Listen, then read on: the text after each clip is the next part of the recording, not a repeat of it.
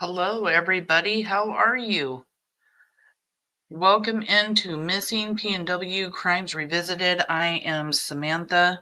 Welcome, welcome. It is Friday, everybody, May 30th, 2025. I don't know why this isn't wanting to. There it is. I hope everybody's got some great plans planned for this weekend. I know I do. Lots of stuff going on for me. I'm taking my grandson fishing tomorrow. Then I'm going to be taken off and going up to Skyline Elementary School where Kyron Horman disappeared to see if I can't go live, if my phone actually has service up there for Kyron Horman's vigil on Sunday, June 1st at 7 p.m. Pacific Standard Time. I'm going to try to go live, but only if my testing that I do tomorrow actually works. Wow. So sorry, everybody, for coming in a little bit late. I was on the phone. I got an important phone call from Justin from Clutch Them Pearls. And it's been a phone call that I've been waiting on for a minute. So sorry about showing up late. Who do we got in the house tonight? It's so hard to get the public into your lives when you're doing live on such an old case, because Kyron Horman's been missing for 15 years. This June 4th coming up will be his anniversary of his disappearance. 15 years Kyron's been gone. We've got Hair Curlers in Crime. Thank you for coming in. Best name on the YouTube streets. And we've got Sarah Suspicious. So good to see you, hun. Eve is in the house, and Prettier Cessor is also here. Thank you guys so much for being here. We got True Crime Junkie and the Big O. Nice to see you. Thank you guys for coming in and supporting Kyron, supporting Kyron's family. I know that all of the support that Kyron can get right now means so much. Callie Dimes in the house, and she'll be right back. She is sharing. Let's see who else is here.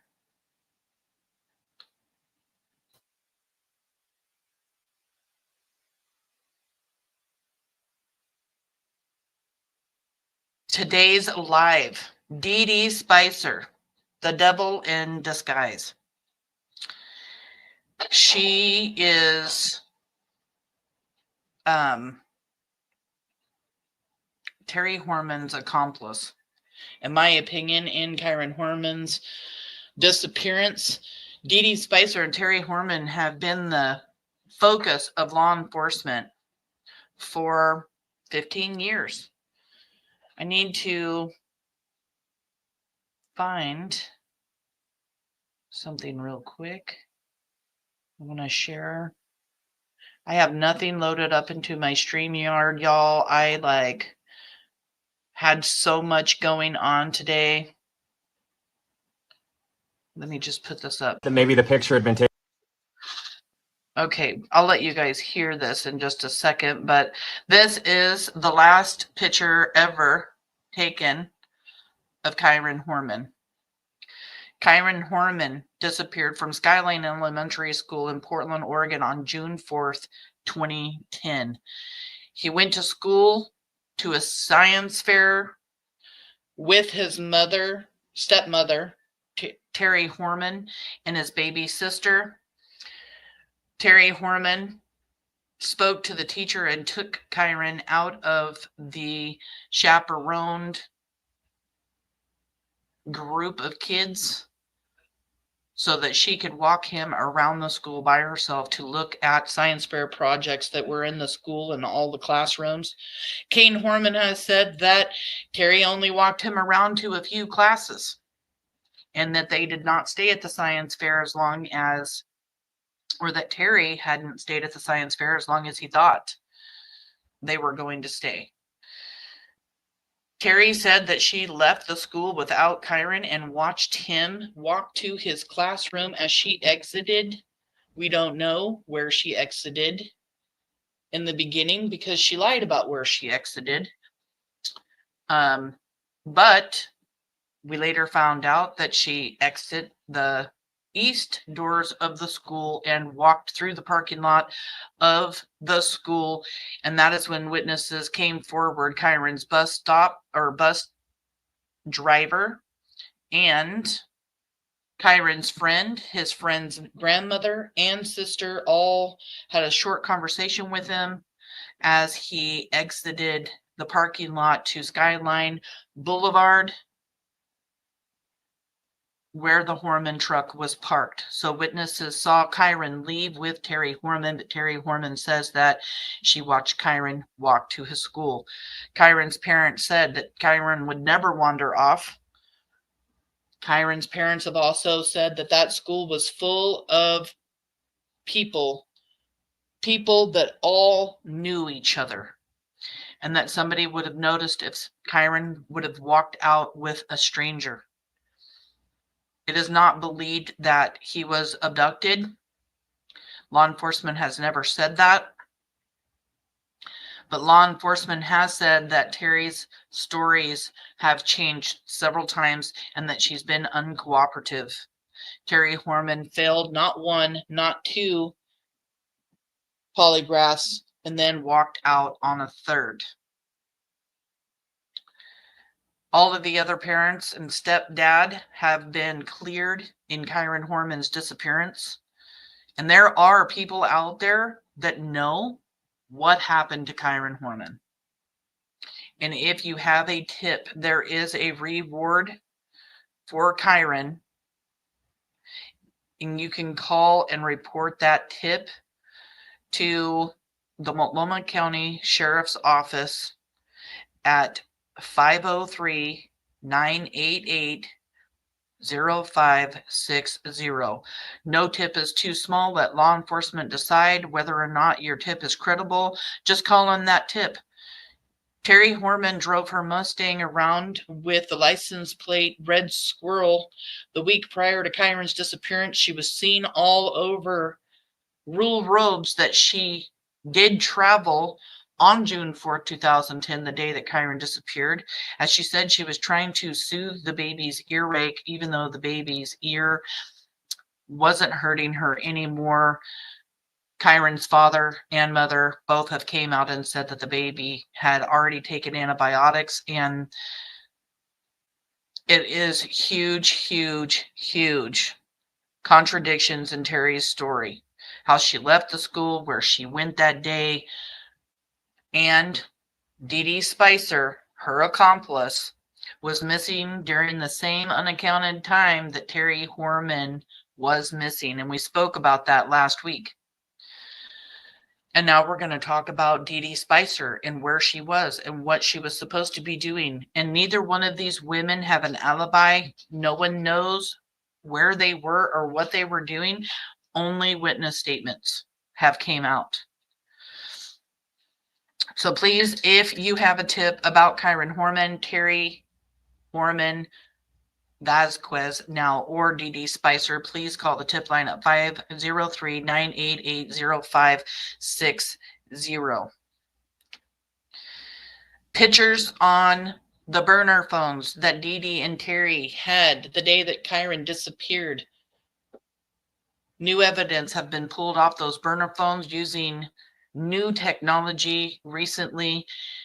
And their pictures on those burner phones are pictures of Kyron after he left the school. We know that these women have involvement in his disappearance. And even Kyron's mother believes that Kyron is no longer with us.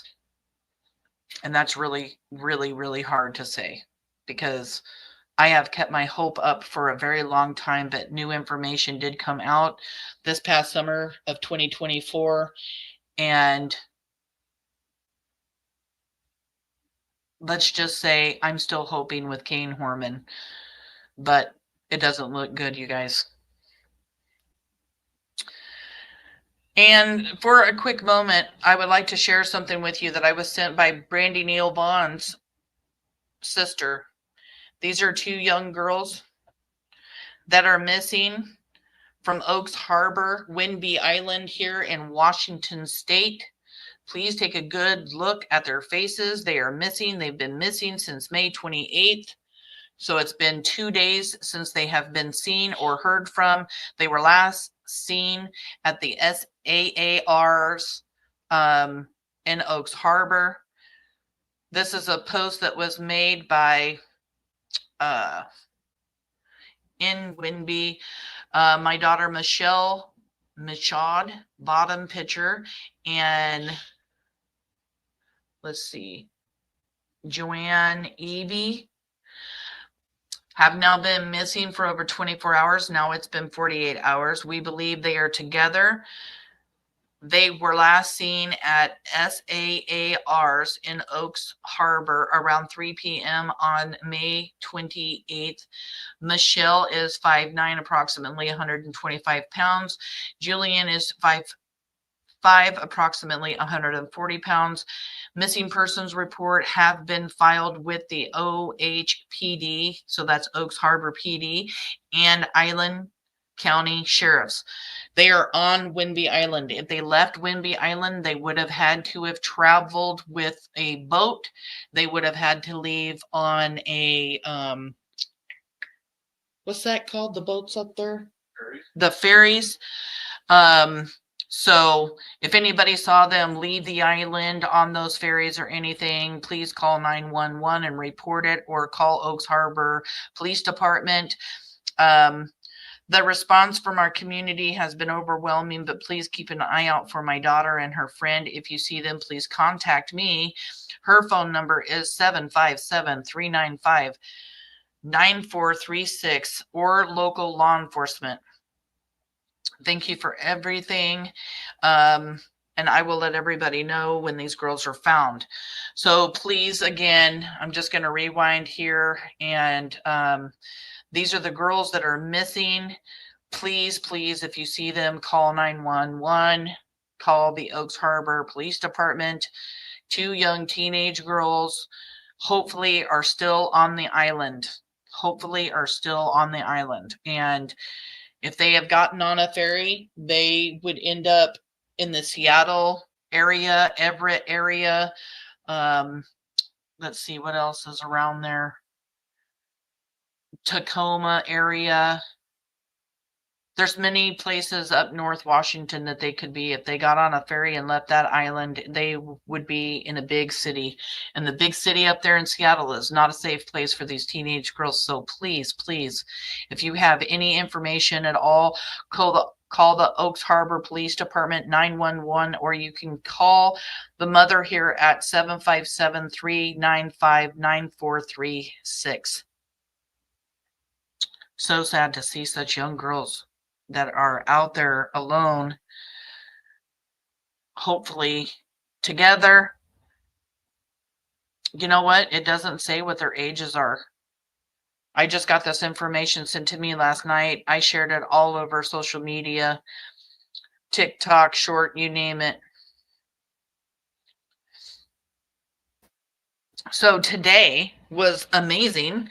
Not only did I talk to Shelby Slaughter, the reporter from K2 News here out of Portland, because I'm going to be doing an interview with her before the vigil on Sunday. And she sent me a preview clip of the upcoming 30-minute show that they're going to be doing on Kyron on June 4th. And she told me that I could share it. So I want to share it with y'all. Here we go. What happened the day that little boy vanished from school 15 years ago? His family desperate for answers. I just didn't think that would be our story ever. What makes this case so hard to solve? Do you think there is someone out there today that knows what happened to Kyron? Oh, absolutely. Plus, K2 News reveals the emails you've never seen before. The unsolved mystery of Kyron Horman. Wednesday at 6:30 on K2 News. So at 6:30 p.m. Wednesday, June 4th, KTU News here in the Pacific Northwest. What is the name of the show? Unsolved Mystery of Kyron Horman. 6:30 p.m. Wednesday, June 4th, 2025. K2 News. So what was really crazy for me in this is that not only did this guy say that somebody knows, and I'm trying to figure out who this guy is because I don't recognize him.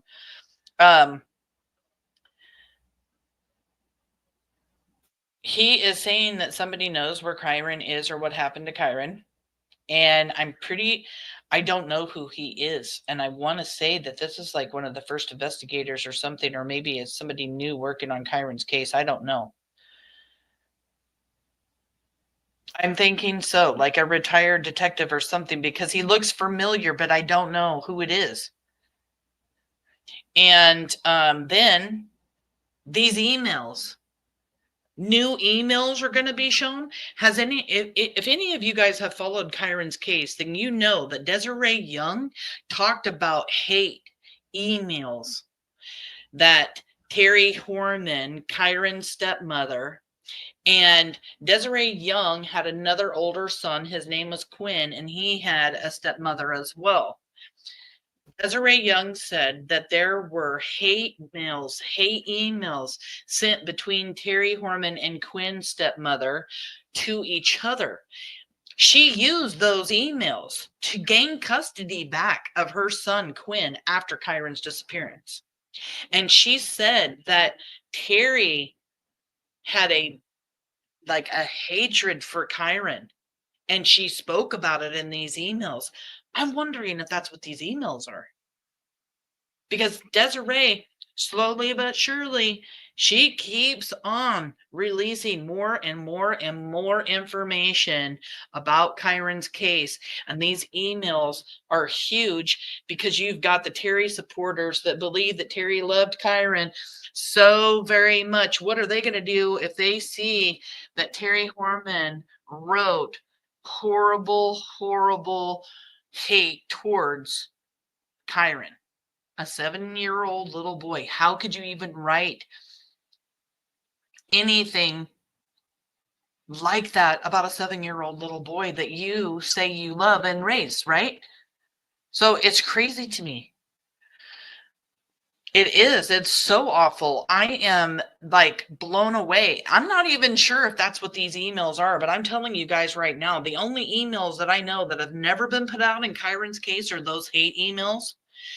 And that's huge because a lot of people have always wondered, why does Desiree talk about the hate emails, but she never releases them and blah, blah, and she gets heat for it.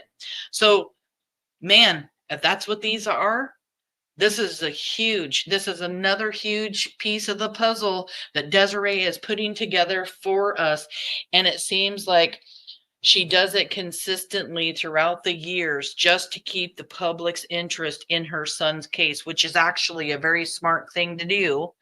And since she works with law enforcement, teaching them things and works with the FBI and everything all over the United States, she's not doing this without permission. She's doing it to help keep the public's interest, and it's very smart. I'm very excited to hear this 30-minute show they're going to do on Kyron on Wednesday. And then they're putting out some more information on June 3rd.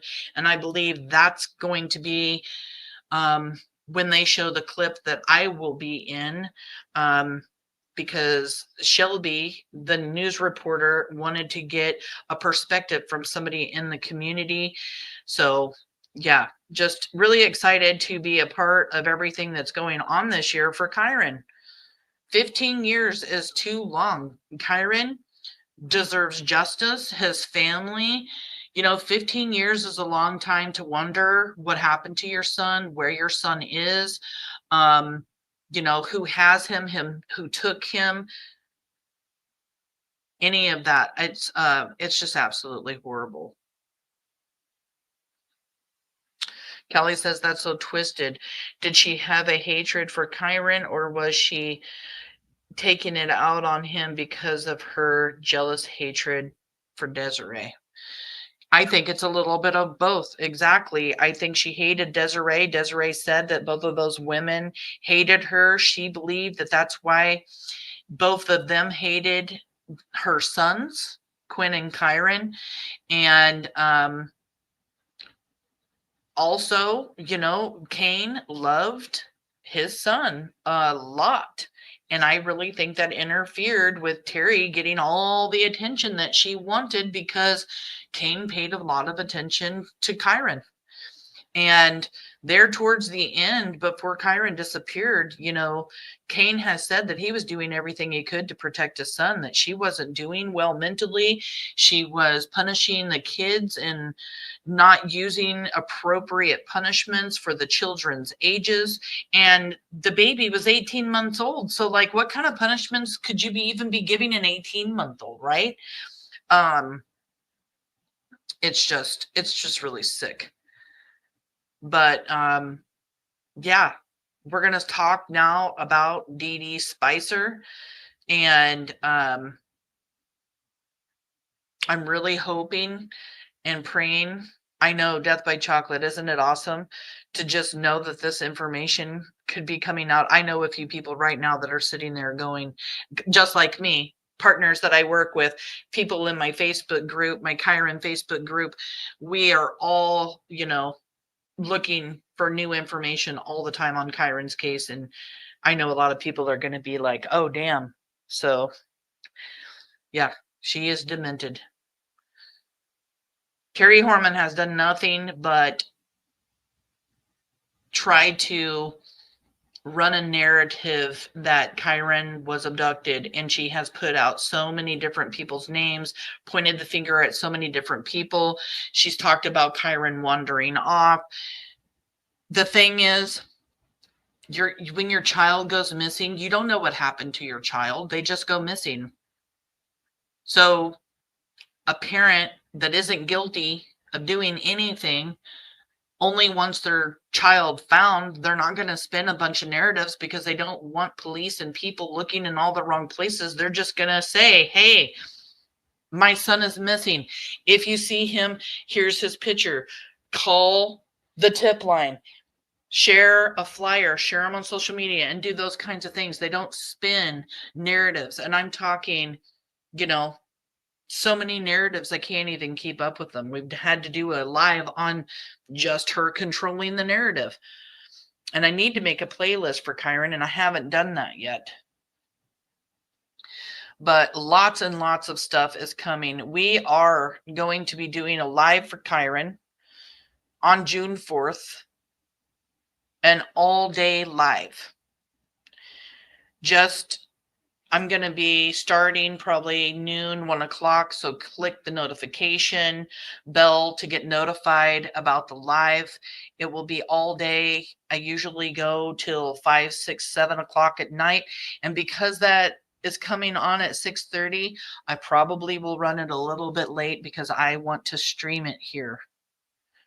Angel Girl, thank you for coming in, hon. Yeah. Punishing an 18-month-old baby. She's very, very controlling. I don't think that anybody else but Terri took Kyron from the school either. Although law enforcement did say that somebody was in or around the truck. They also said that witnesses saw somebody in or around the truck, and they thought the truck had moved from right in front of the school and then later pulled up Access Road. And if that's true, that means there was somebody with Terri, but I don't believe that that person is Dede Spicher. So that would mean that there's a third person, and Kyron Horman and Desiree Young have both spoken about whether there could be a third person or not. But they don't know all of the details because Dede Spicher and Terri don't talk. Terri lawyered up June 28th. Just a few weeks after Kyron came up missing. And she has never spoken to law enforcement again. She went on and talked to People's Magazine. She went and talked to Dr. Phil. And Dede Spicher stopped cooperating with law enforcement also after she got her immunity deal. And then she spoke to a blogger, Blink on Crime, which is Shannon Stoy, who also likes to start rumors in Kyron's case. She interviewed Dede, and Dede also spoke with People's Magazine. But why do these women want to talk to other people? Why not go in and talk to law enforcement? I mean, Terri Horman should have went in, told law enforcement everything she knew, and then been checked off that list of suspects. But Terri didn't, and because of her credit cards, because of her cell phone pings, because of the new evidence found on these burner phones, because of evidence that was found during a search that Desiree Young did in 2017. They were items from the house that were found that were tied to Terri herself, all of these things. And, other circumstantial evidence that they have in this case are all pointing fingers to Terri and Dede. And ask yourself why they're not been named suspects, persons of interest. Oregon State doesn't normally do that. They don't have a lot of money in their court systems throughout the state. They don't want lawsuits, so they don't name people of interest or suspects until they put the cuffs on them so they can avoid those lawsuits. But let's start talking about Dede. Dede Spicher. Wow. She was Terri's friend. Let me open this up.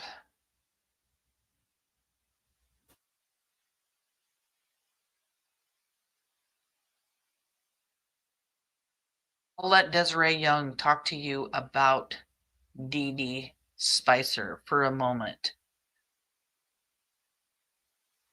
Ruled out every single possible other person except one. I should say two. Terri's friend, Dede Spicher. You don't get Dede without Terri. In fact, they've had a personal relationship physically. Oh. As far as I'm aware, Dede was 2 miles from the school on Germantown Road, working at a property where she was landscaping for them. She was also missing during the same period of time that Terri was. The people on the property always have lunch together in their central location, and they were trying to locate her, and she was missing. Okay. And they tried calling her, and she didn't answer. Her phone was on the property. Her car was on the property, but Dede was nowhere to be found, and they looked everywhere. It's our understanding through information I've had turned over to me during searches that she was picked up by Terri from her job on that property. In the DA's office, they believed at the time that they could get her to flip on Terri. Several weeks later, they made an agreement with Dede Spicher for immunity. Here's the problem with that. As you're investigating, you're getting evidence, you're obtaining new information, new interviews, all the things, right? And now, today, what we can say is there's physical evidence that is involving her. From what I understand, Dede Spicher said Terri was using throwaway phones and had loaded it with minutes and was using that to communicate with people. They were able to acquire the phones. Dede took them where they dumped them. I don't know when the phones were dumped. They got access to them a couple of weeks after Kyron went missing. There's communication connected to photos that were stored on the phone that is the physical evidence in the case. It's all things that imply guilt. It's all things showing conceal and lie and deceit. All of it is circumstantial, which is unfortunate. And then she proceeds to plead the fifth. She doesn't want people to know what she is. And now that she has an immunity deal, we can never prosecute her. And this was done over the summertime, but now we know that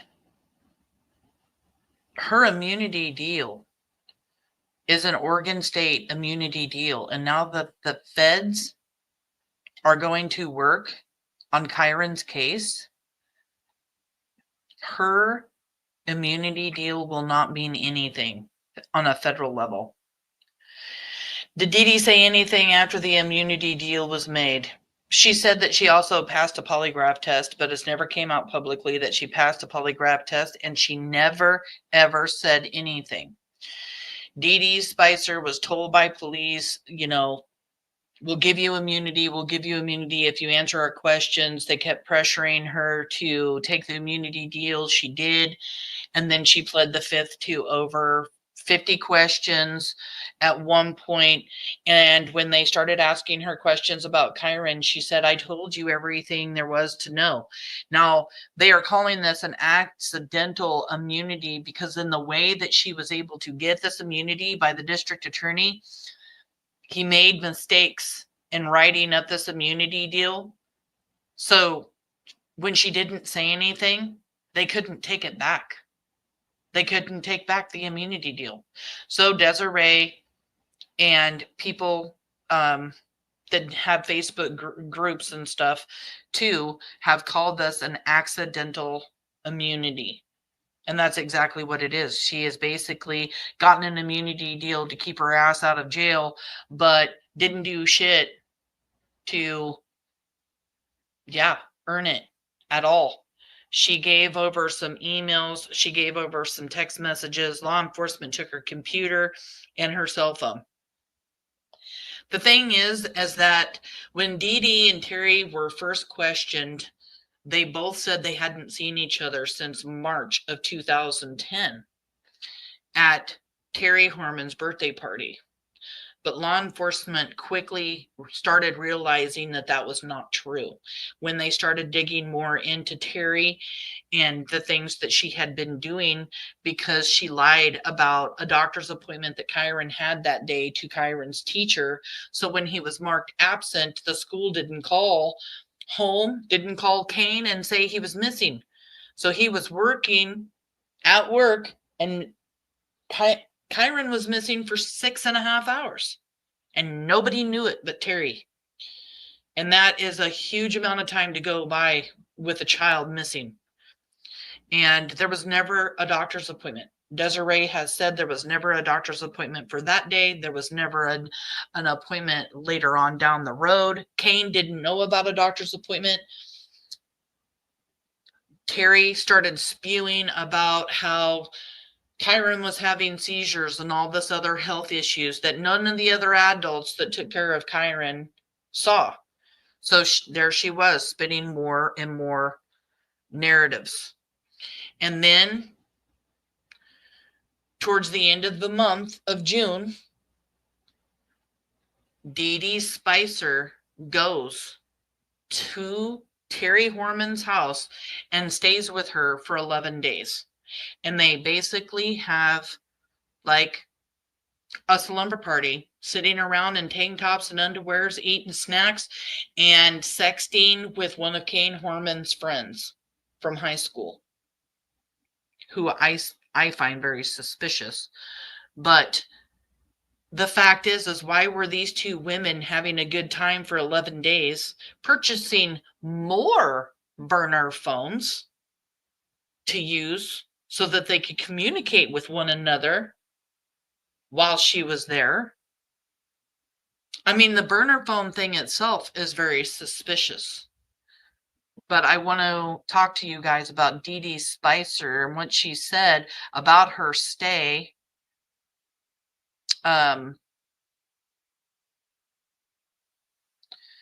Let's see.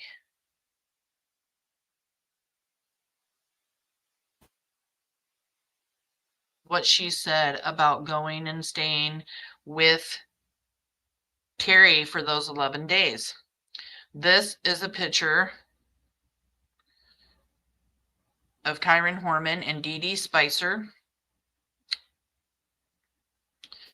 Dede Spicher, the mystery woman in the Kyron Horman case, says her friend Terri Horman was in a crisis of grief and fear in the weeks following her 7-year-old stepson's disappearance on June 4th.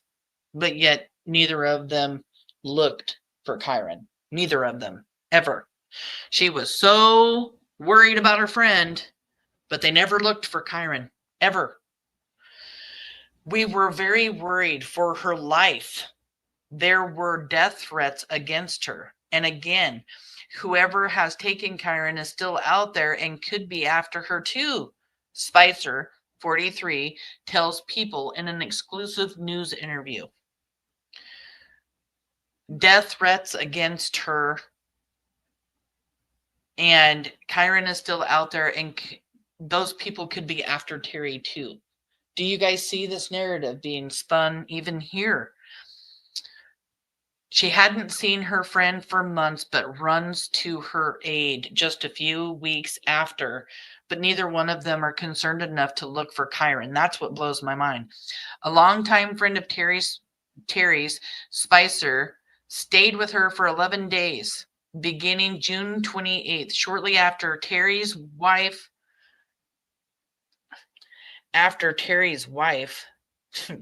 husband, Kane, left her. When Terry's parents had to leave to go back home, they asked if I could stay with her to help keep her safe, she says. And I said, of course I would. And she says that her parents, Dede said that Terri Horman's parents asked her to stay when they left. But then when she has her interview with Shannon Stoy from Blink on Crime, she says that she went there because she wanted to. Never mentioning the parents. Dede continues, I dropped everything I was doing and I went to see what my friend needed. And that's when I learned she had been served with the divorce papers. There was a restraining order and a story about a murder for hire or something. So it was clear that she was very distraught, because they found out about the murder for hire against Kane by the landscaper that was landscaping at Kane and Terry's house, a landscaper that Kane Horman never even knew existed, a landscaper that Dede Spicher used to work with at another farm before she started working at Westwind Farms, where she was working the day that Kyron disappeared, where she left her job. So Dede Spicher goes on to describe being in crisis mode with Terri that time at her home outside Portland, Oregon. They tried to avoid the media circus during the day with no cable TV. They looked at articles online, but learned to avoid the reader comments and guarded against any potential intruders at night. They were worried that there were going to be intruders at night, that somebody's going to break into the house, and they're in crisis mode. I don't understand why she describes it as they were in crisis mode. Horman slept upstairs while Spicer stayed downstairs, closest to the door.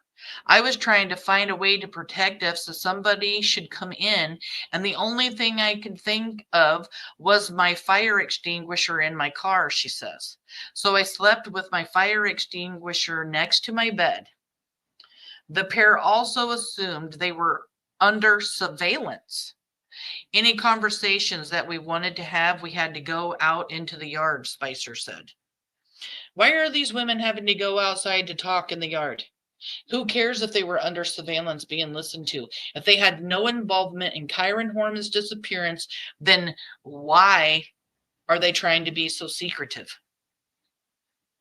When we were in the house, we'd talk about the kids. We'd talk about our marriage, or her marriage, talked about her family.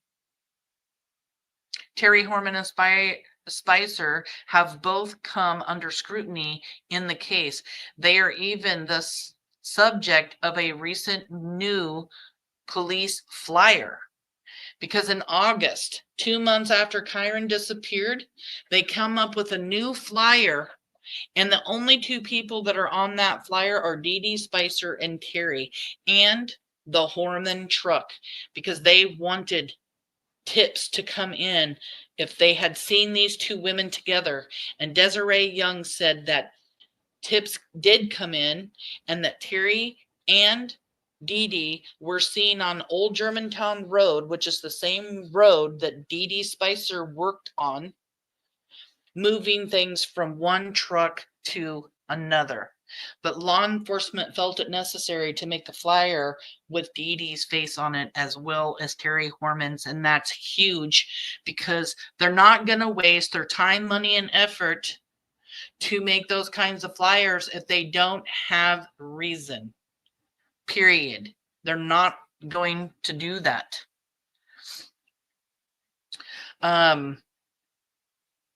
Then she adds that Terri's main concern had been her children, including her 20-month-old daughter, Kiara, who had been staying with her estranged husband, Kane. She would go through some of Kyron's old drawings, some pictures, and she would go through photos and albums of him and Kiara, Spicer says. She was very sad and worried about them both.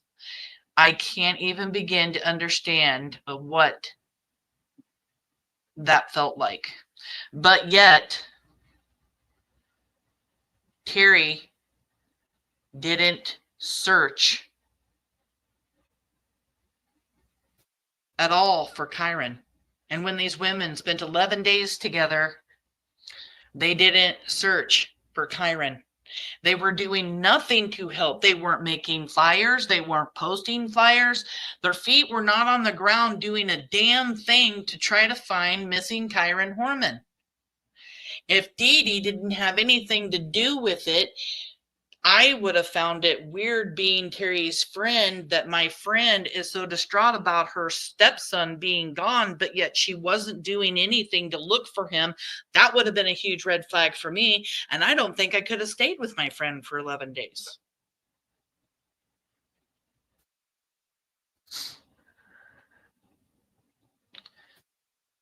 Wow, so much of this I forgot. Thanks for the review of the information. You are welcome. Please join me on June 4th because I will be going live all day and you will hear so much. Does anyone see any similarities between Terri and Seth Rogers?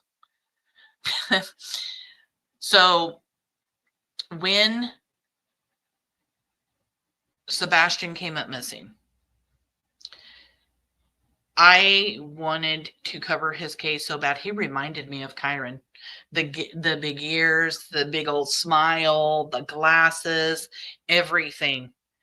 And I immediately thought, and I'll only put this opinion out without an explanation, that Chris and his wife, and Katie, actually reminded me a lot of Terri Horman. Not Seth. Seth actually reminded me of Kane in the aspect of showing more emotion and being upset. But yeah, Chris and Katie Proudfoot were spinning lots of narratives right from the beginning about how Sebastian came up missing. And that's exactly what Terri did.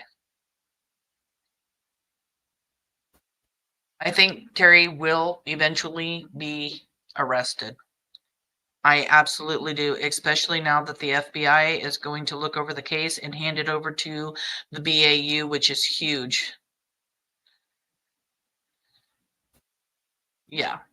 A crisis of grief as she is sexting some dude. Yep. Kane's friend, too, from high school. Very suspicious guy. Yeah, the smile. It was so much like all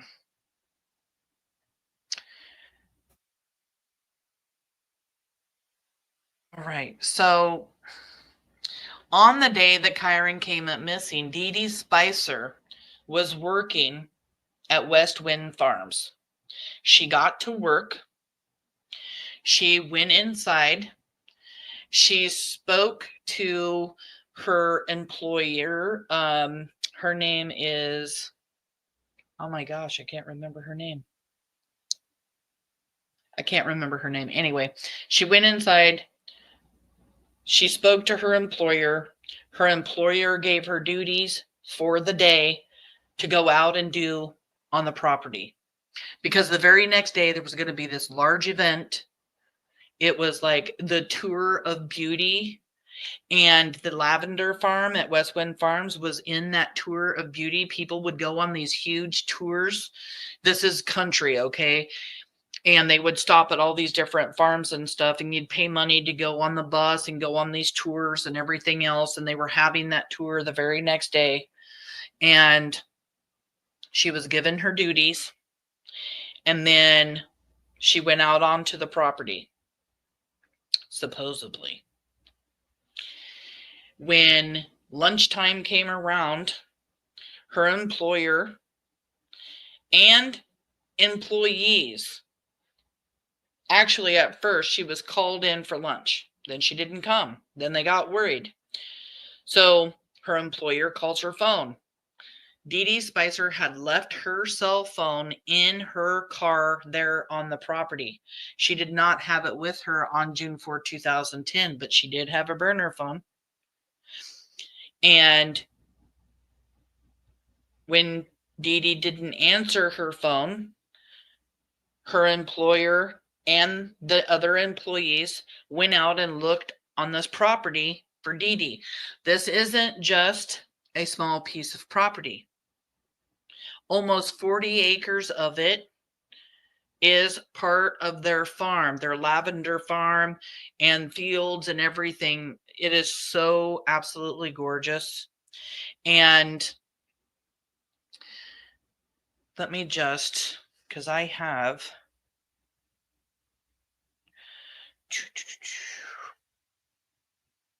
and then the other 40 acres of the property was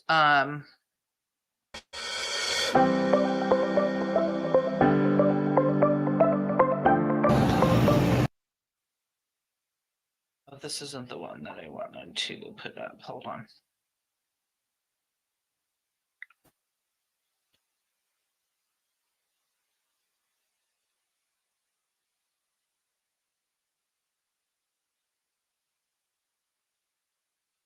What is that? I bet you I could find it on my YouTube. Hold on.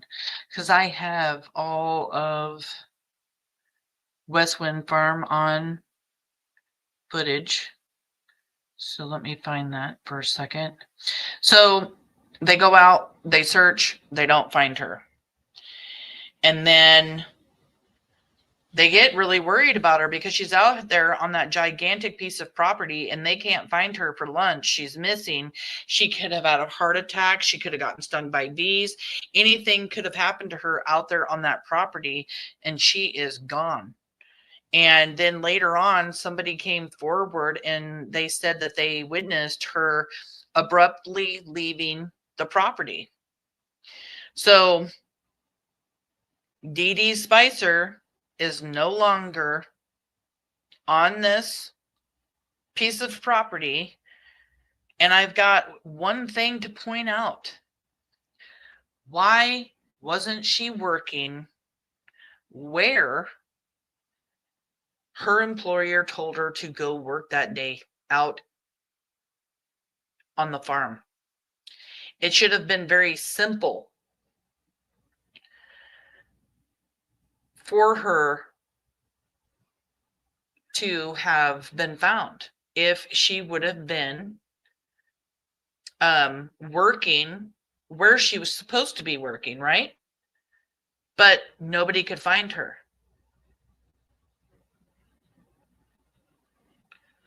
Let me share my screen here. I found the video. This is a video that I did. Let me just, I'm going to mute it.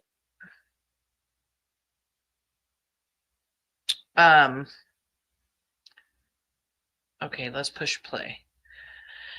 So this is the west side of the farm, that road right there leads right up to the gate of Westwind Farms. This is the west field of Westwind Farms.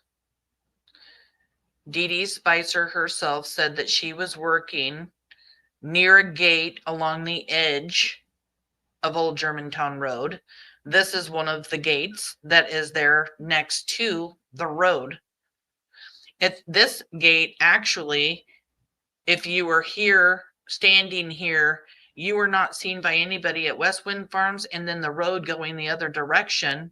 This is the front of Westwind Farms here. In the other direction, there's no houses or nothing. It actually sits on a very secluded little corner. So she could have been on that piece of property and nobody would have seen Terri pick her up. Like I said, this is the gate to get into Westwind Farms. And then as you go around the corner, this is the larger, bigger piece of Westwind Farms. This is the 38-40 acres. Where I just pointed to is the house that sits on the farm, on the lavender farm. This is a little gate, another gate that's there. She said she was working near a gate. This is just part of the road of Old Germantown Road. Like I said, big, huge piece of property. She was nowhere to be found. When I was up there, I hollered, I screamed. You could even hear, echoing as I yelled. They did a reenactment with Dede Spicher. This is also very telling. They take Dede Spicher back up there. They have other people out on the property holler for her, other law enforcement agencies hollering for her. And it just so happens that that day that they did the reenactment, she said, "Oh yeah, I hear them." Well, of course you're going to say you heard them that day because you're standing next to a law enforcement officer that can also hear people calling for you during that reenactment. And like I said, the way it echoes up here, she would have heard people hollering for her. She has no alibi. She was missing for up to 4 hours, I have heard on some news reports.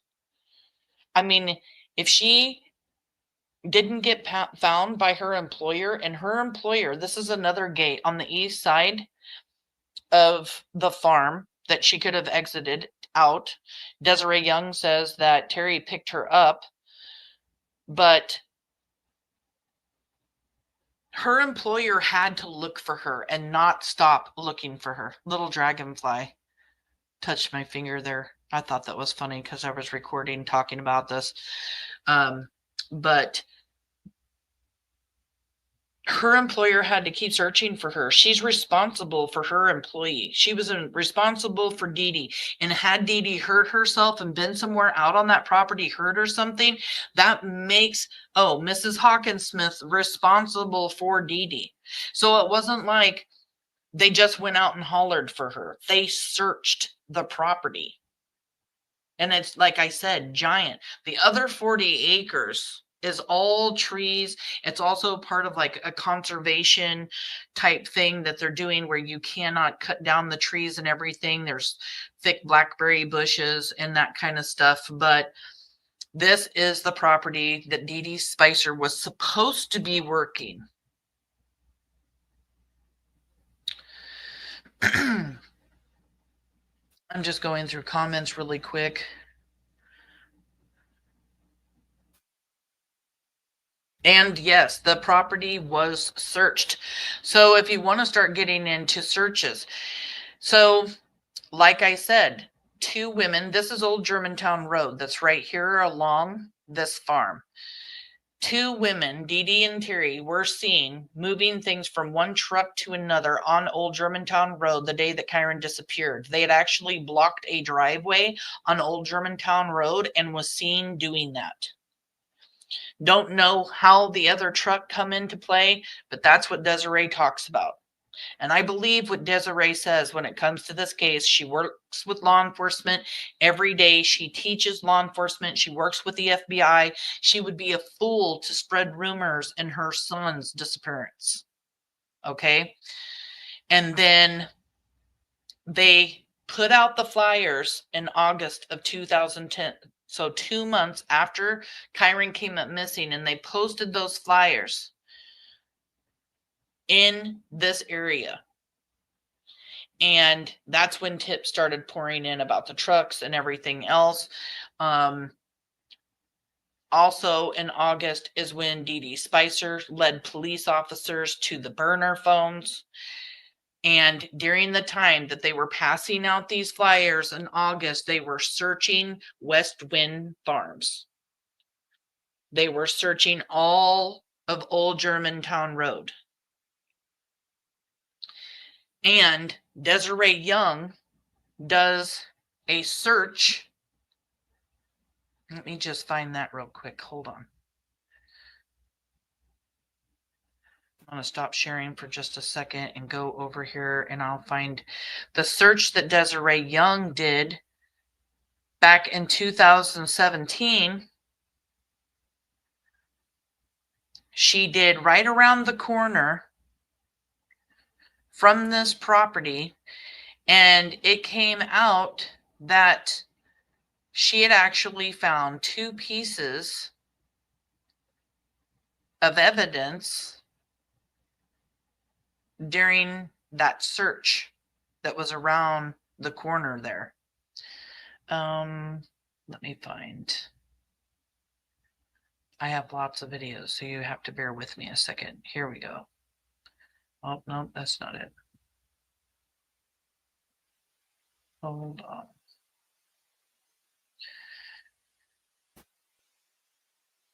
Yeah, I actually, you guys just learned today, looking at an old news clip that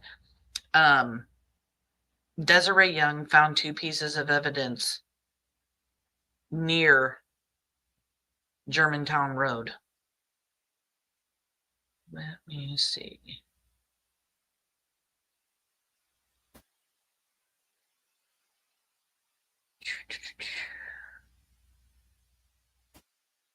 Here it is. Let me just pause this. I'll come back over here, share my screen. Let me see if there's any more question. That dragonfly is a sign. Nana drama, Nana, you don't even know. Every single time I go to take videos, believe me or not, you guys, I don't care. Kyron Horman has an infatuation with tree frogs. Every single time I go up to take videos, I hear frogs. Every single time. That time that I went to take videos there at Westwind Farms, I had already told my husband, I haven't heard frogs since we've been up here. And then I start video recording, and then the dragonfly comes over and lands on my finger while I was recording that. And I took it as a sign too. It's funny. Yeah, people know when their worker is gone. They got to make sure they're safe. They are responsible for their workers, and she was no longer there. So let me share my screen here. And then I'm going to show you this other YouTube that I did.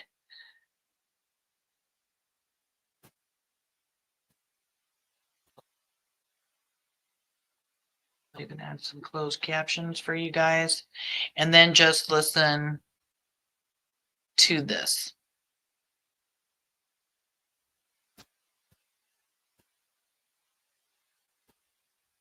Oh, wait. BMW. I am at...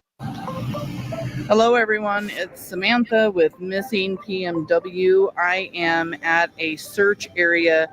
Desiree Young came here to search for Kyron Horman 5 years after he disappeared, and we know that because of this building that's right here. I saw it in the background of a news broadcast because True Crime Daily followed Desiree around on one of her searches. Now, this is located on the corner of Northwest Germantown Road and Northwest Skyline Boulevard. I found it very interesting because this is right around the corner from where Dede Spicher worked at Westwind Farms. 50 volunteers came here from as far away as Florida to help Desiree search for Kyron, K9, and family members. Now, she was told via tips given by confidential sources about this area. She says that she dreads going out on searches, but she will continue to search for Kyron to find the answers that she wants. During the news report, they also talked about how they were out here to find human remains, which I found was also very disheartening. But where I'm standing at right now is where Desiree Young was standing in 2015. I'm going to cut you loose because I want to show you guys just how close this is to Westwind Farms, where Dede Spicher was working.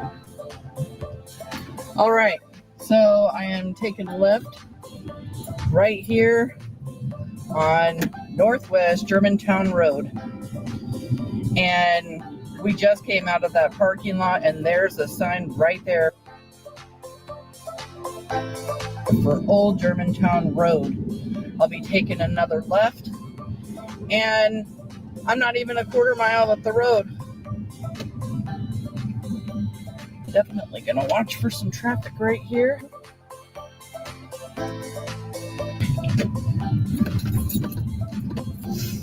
So this is Old Germantown Road, and this is where Westwind Farms is located. This is where Dede Spicher worked on June 4th, 2010. She was missing from her work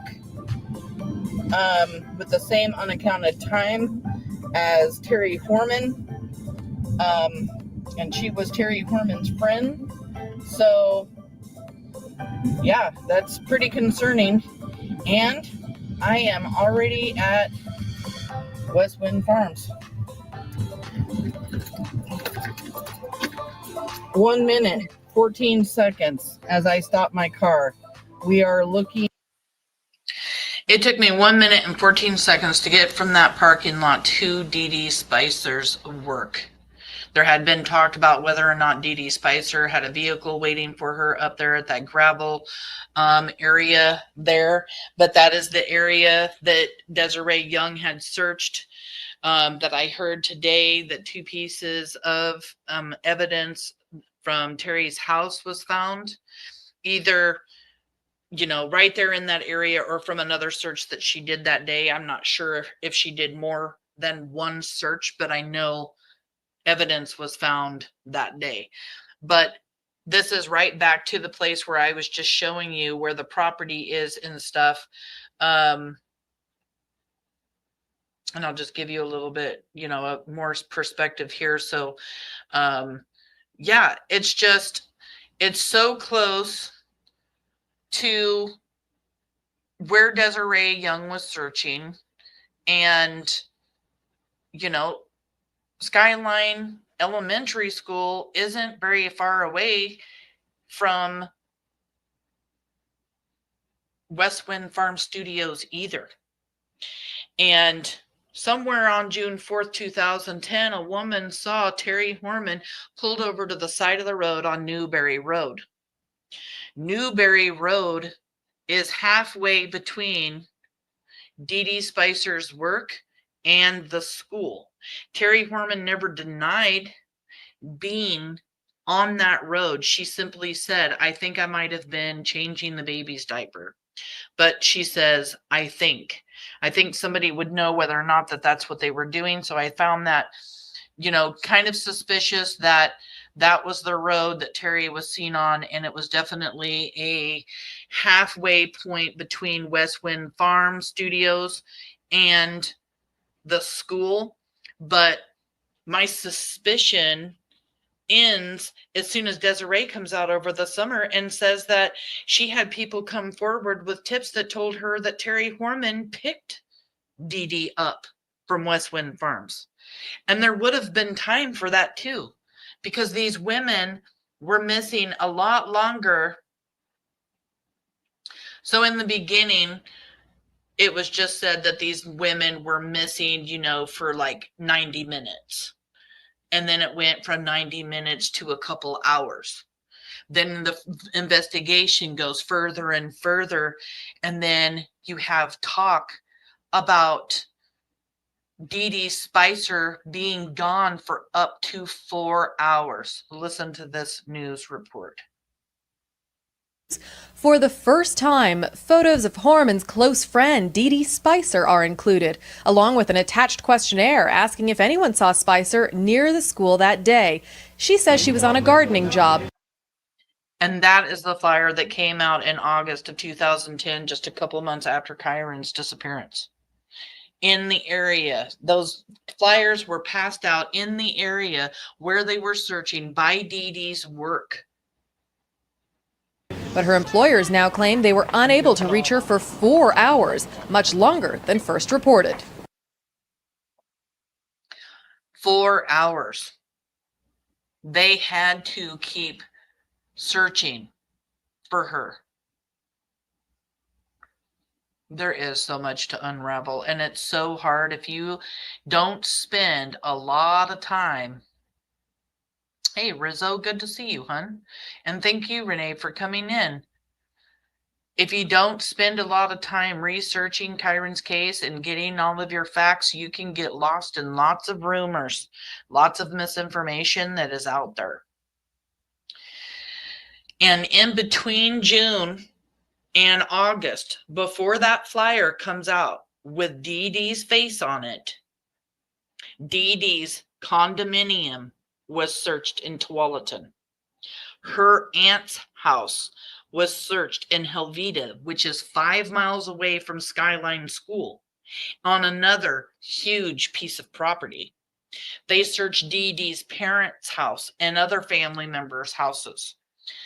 They took her phone, her computer, and I don't know what other items. Those are the only ones that I've ever seen reported.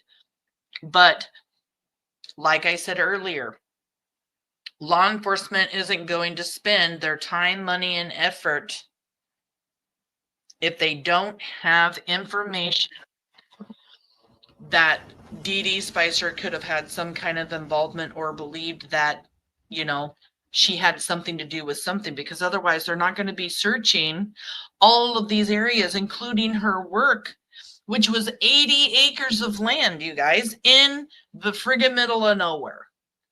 Kyron's school was located in front of a rainforest. Okay, you have Forest Park, which is one of the largest parks ever, with up to, I think it's like over 100 miles worth. Let me see. Hold on one second. I will tell you. Let's see.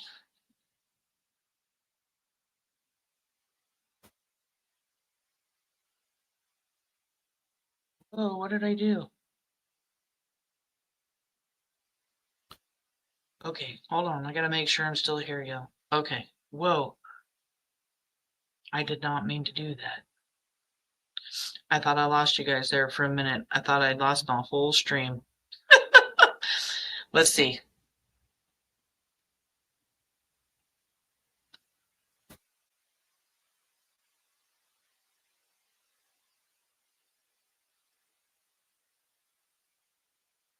Okay. So, Forest Park. Forest Park, 5,200 acres, provides critical refuge for hundreds of native wildlife. Let me see. It talks about 80 miles of trails. And that is through a rainforest. Kyron lived not in your normal neighborhood. He lived on 5 acres of land up a very steep gravel road to get to his house. And they searched Dede's work, her house, her parents' house, other family members' houses and her aunt's house in Helvetia. They just don't do that. And that was in July. And then come August, those flyers come out. And then you've got the tip saying that Terri and Dede are passing things from one truck to another. And then Dede Spicher takes law enforcement to the cell phones that they were using on June 4th that she thought she had destroyed. She thought she destroyed them. And they weren't destroyed. Law enforcement was able to get information off of those burner phones. This here is Bruce McCain. He used to work with the Multnomah County Sheriff's Office, speaking about the evidence search for the burner phones. A former captain with the Multnomah County Sheriff's Office. Bruce, good morning to you. Good morning, Chris. Let me ask you this. 2 new searches this weekend. So what is behind these searches? What are they looking for? Well, again, we should not confuse these weekend searches with the ones that were happening 9 weeks ago. The initial search, of course, was a massive search and rescue looking for a presumably lost and alive 7-year-old boy. This is a different type of search. This is going to be a forensic search for physical evidence of criminal activity. One of the clues, of course, is going to be the spacing of the searchers themselves, what they're looking for, and what we just heard in that last report is that it does look like the grand jury process is starting to squeeze some critical information out of people that may have been reluctant to tell investigators without the power of a subpoena. Is that the reason why this friend Dede Spicher was able to come forward now with these tips at this time, the grand jury process? Well, as we talked about before, Chris, on this very program, Dede Spicher was not reportedly very cooperative with the investigators. But when you put somebody under oath in a grand jury under penalty of perjury, and perhaps even with the threat of additional prosecution for their own criminal conduct, that tends to squeeze information out. So it looks like Dede's opening up. And again, these investigators, this is not a search and rescue. This is a forensic search for criminal evidence, more than likely something very specific that Dede told them about. And it could even very well be one of these untraceable cell phones that they're trying to find. If it is a cell phone that they are in fact looking for, how could that help tie Terri to this case? Well, Chris, one of the biggest problems we've talked about before is just trying to make a connection between Terri Horman's involvement and this idea that Kyron's being stashed by an unknown third party. If they can find these phones and use the great forensics that they have now to try to find out who Terri Horman was talking to immediately after June 4th or thereabouts, that might give them a tip as to where Kyron actually may be today. It's just huge.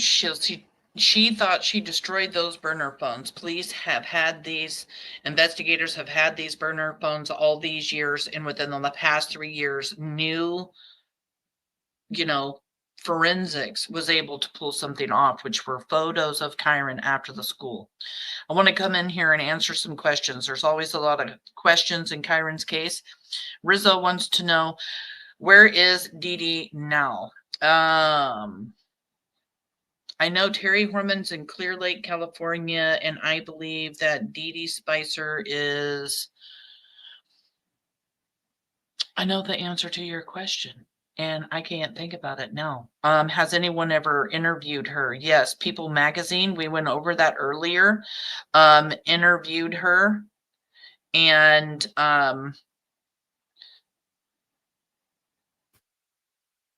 she was also interviewed by a blogger, Shannon Stoy, in 2013 from Blink on Crime.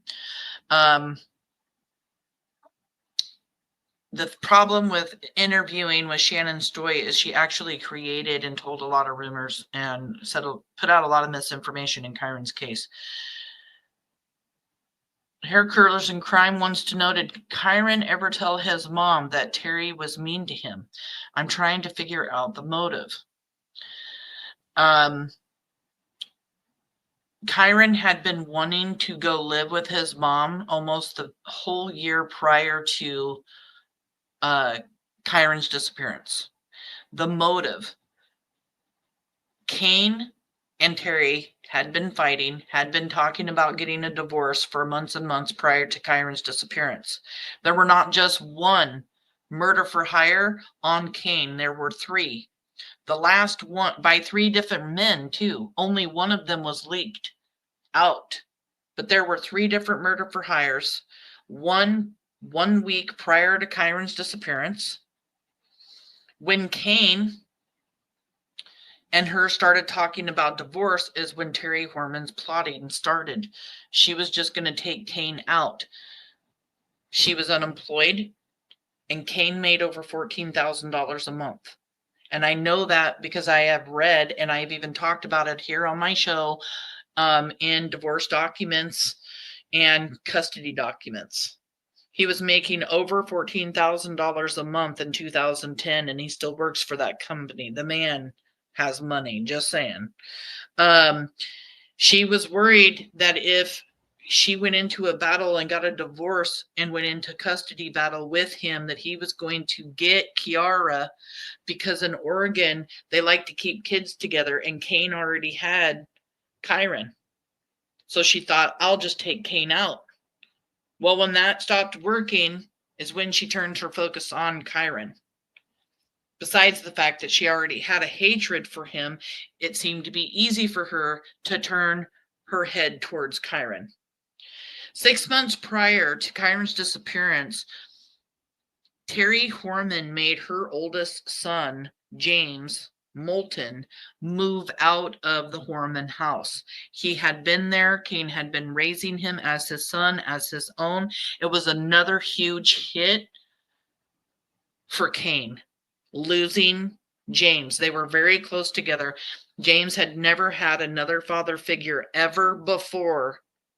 And yeah, so he lost Kyron, he lost James, he lost Terri. He found out the wife that he married is responsible. He believes is responsible for his son's disappearance. So the motive here was custody. She wanted her daughter. If she took out Kyron, she could just have her happy little family with Kane and the baby, or she could just take the baby and run. After the restraining order, after getting the divorce, Terri still tried to kidnap their daughter from the gym when Kane was working out, but one of the employees there knew who she was and wouldn't let her take the baby because they knew there at the gym that she wasn't supposed to do that. Like, Terri is not a good person. Were these 2 women on drugs? It's been a suspicion of mine and many others that Terri may have been doing taking steroids, but I don't know that for a fact. There's just always been some talk about it. He is the sweetest young boy. I mean, it's hard for me because this Sunday I get to be right up next to Desiree, and she's going to be talking about Kyron, doing the vigil for Kyron. I've never seen her do like a vigil like this. Usually she's doing car washes and stuff to like raise money to look for Kyron, and I haven't even heard anything of the car wash now. It's almost like the parents know what happened, and now they're just trying to live with what they know, that he may not be with us anymore.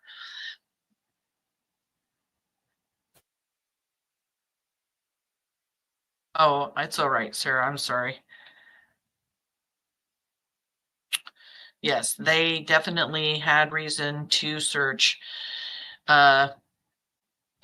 Also, Dede and Terri had a personal relationship. You heard, if you were here earlier, Desiree Young talk about it, like they had a physical relationship. And Desiree Young and another woman that runs another Facebook group and has since Kyron disappeared and is also a close friend of Desiree's, both believe that they were lovers. And I believe this is probably from evidence that Desiree knows, like text messages between the two or something, that they were lovers, and that Dede Spicher was in love with Terri. And we already know from talking to Joseph Cristobal, which is Terry's ex, and her many other lovers that have come out and talked about things, that Terry used her sexuality to get the things that she wants. And we believe that Terry used her sexuality and the fact that Dede was in love with her to get Dede to do the dirty deed for Kyron. They believe that Desiree believes that Dede hurt Kyron for Terri. So many people talk about Letitia Stouch and how much this reminds. I need to make myself more familiar with that case.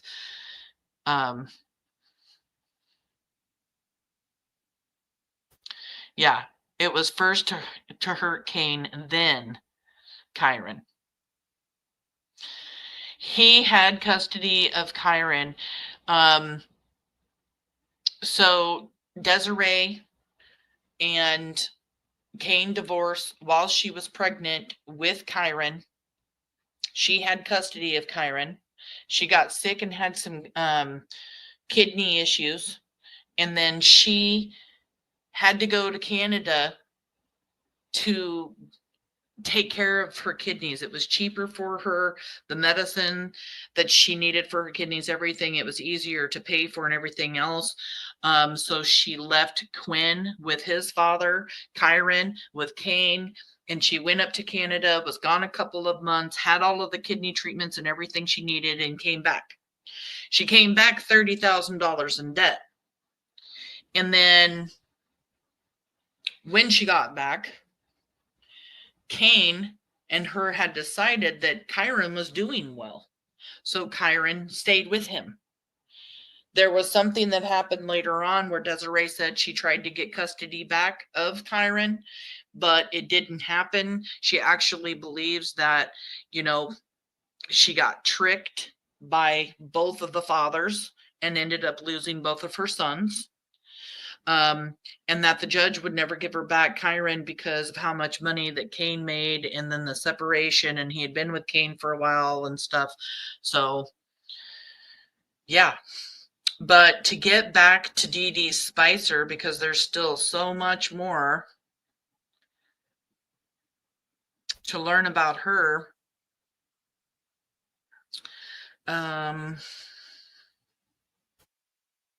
Let's see. There is another interview here with Bruce McCain talking about Dede Spicher.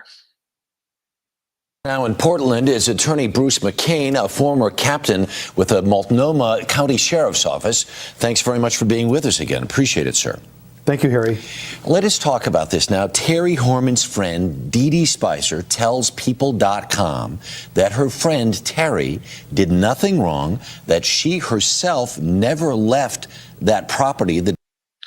This is talking about Dede Spicher doing the interview with People magazine. Day of Kyron's disappearance. What is your reaction to all of this information? Well, here it's kind of interesting that Dede Spicher would tell her story to People magazine, but yet she's unwilling to tell it to the local community here. The words that she used, by the way, in a way kind of put herself in a bind, because she's claiming that she never left this 38-acre parcel that she was guarding on that morning, and yet somehow she just knows that Terri Horman was not involved on the same morning, which of course would be impossible for her to prove. I love Bruce McCain, y'all. Okay? I love him.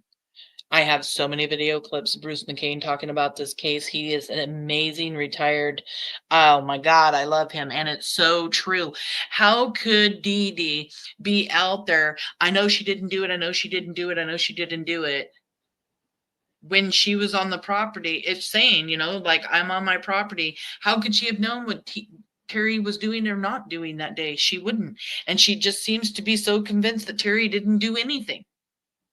And then he also brings up the fact, why was Dede so comfortable talking to People's Magazine but can't talk to the community, can't talk to law enforcement?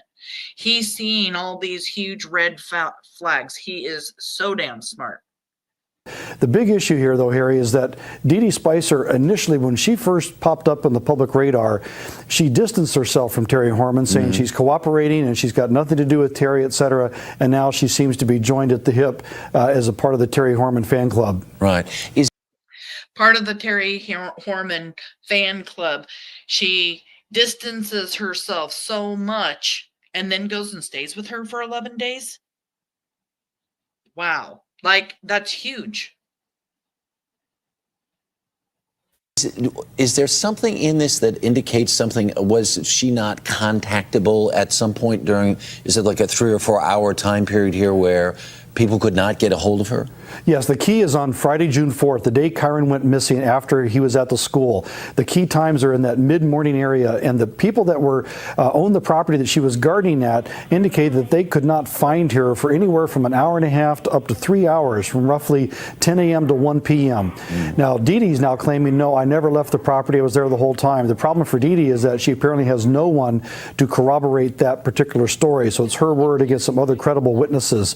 So that's really the problem here. And the key thing would be whether or not she's going to say that same story to the grand jury. Right. If People.com had called you for advice on what question to ask her, what would you have asked?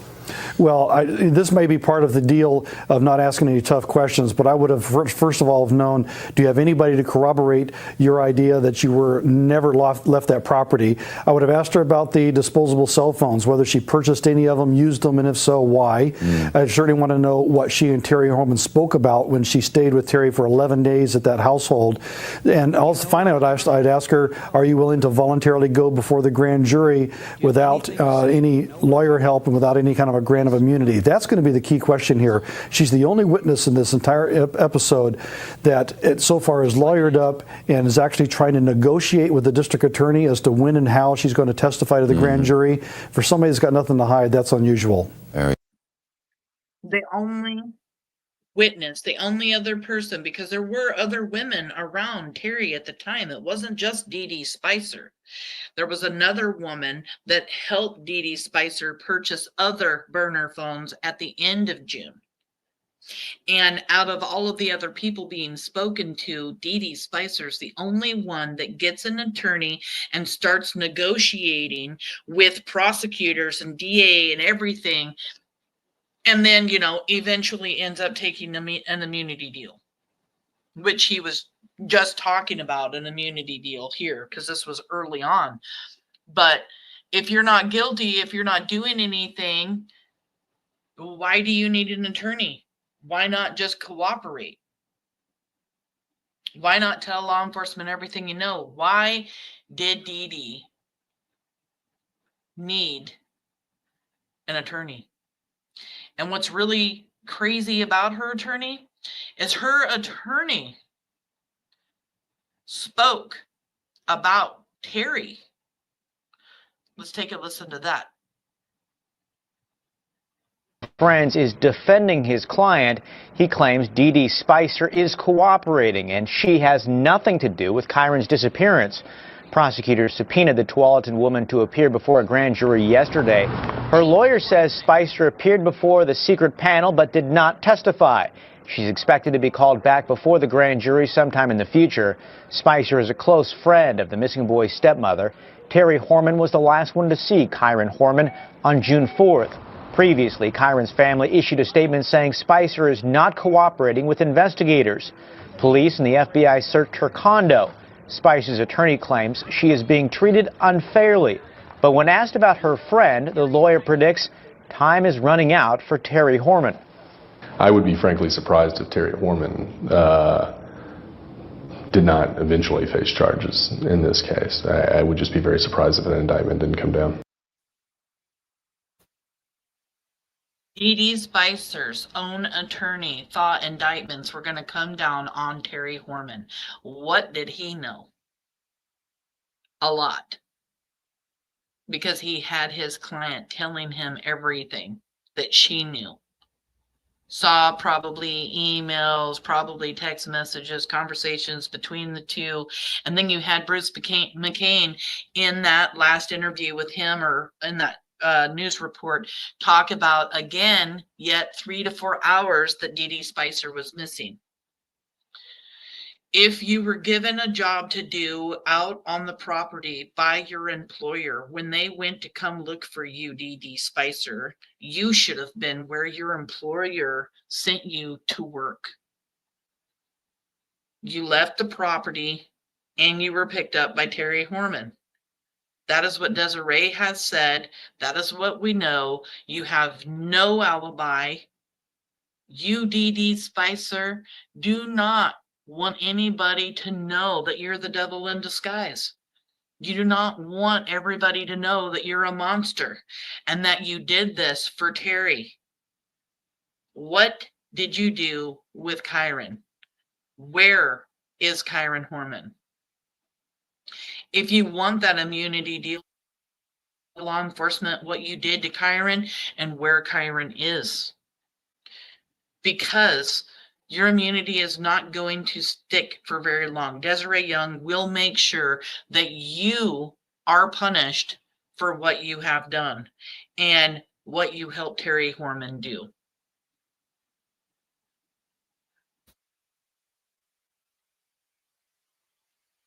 Let me see what else here I have. These are the burner phones that were bought at the end of June. Okay, so they had burner phones on June 4th, the day that Kyron disappeared. Those phones were found after Dede thought that she destroyed them. New evidence from them, from recent new technology, pictures of Kyron found on those burner phones.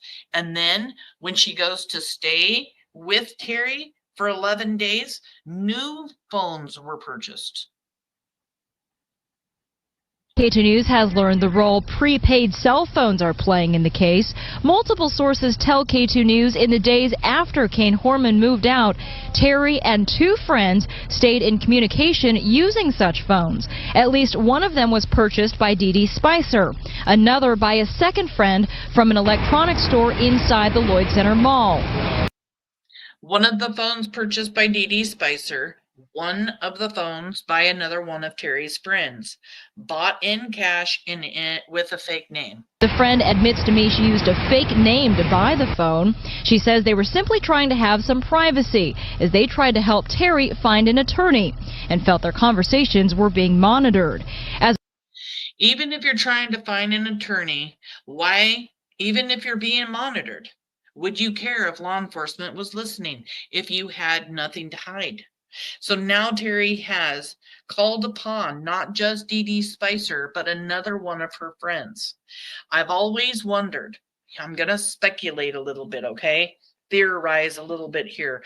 But I've always wondered if the second friend of Terri Horman's was there because law enforcement put her there, or when Terri asked her to go purchase phones with a fake name and with cash, if she contacted law enforcement and said, hey, Terri Horman just told me that she wants me to go buy burner phones. I don't know what to do. I don't want to get in trouble. And then the law enforcement said, go ahead and do that.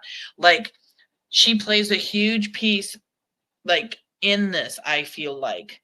And it sounds like if your friend, okay, your friend comes up, okay, your friend has a stepson that just came up missing.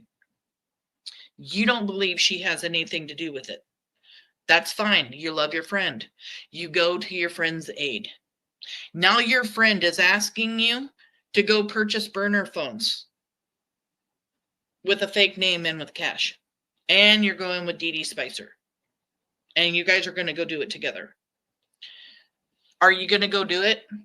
Or are you going to call law enforcement and be like, this is making me feel a little uncomfortable? My ass is going to call law enforcement because that shit is suspicious. It is definitely time to take it to trial. I am so glad with the new information that has came out, the digitizing that they're doing, the compiling the case, Multnomah County Sheriff's Office, the DA's got new eyes on it. Now we've got the Gresham police on it. Now we're getting the FBI involved and they're handing it over to the BAU. Why is the BAU important? Because this is a no-body case. And with behavior analysis, they'll be able to use what information is all digitized and compiled and go through the entire case again they're going to be able to look at Terri and Dede and their behavior. I really believe that this is a strategized thing done by Desiree Young. Rizzo says, how come Terri didn't at least get charged with what she tried to do for the murder for hire plot? They had at least proof of that. Yes, but Kane is a victim too. And had they tried to prosecute for the murder for hire, they would have had to talk about Kyron's case, which would have eventually or could have hurt Kyron's case. And therefore, they decided to put Kane and the murder for hires in with Kyron's case, because murder for hires in Oregon, there's no statutes of limitation. So when they go after her for Kyron, they're going after her for the murder for hires and Kane as well. Let's finish listening about these burner phones. So you've got this friend of Terri's and Dede Spicher purchasing cell phones in downtown Portland, Oregon. As a practical matter, she says they also needed phones with AT&T coverage, since their Verizon phones didn't have service at the Horman home, where they were all spending considerable amounts of time. What remains unclear is why 2 additional prepaid phones were purchased at another store in downtown Portland the next day. This is huge.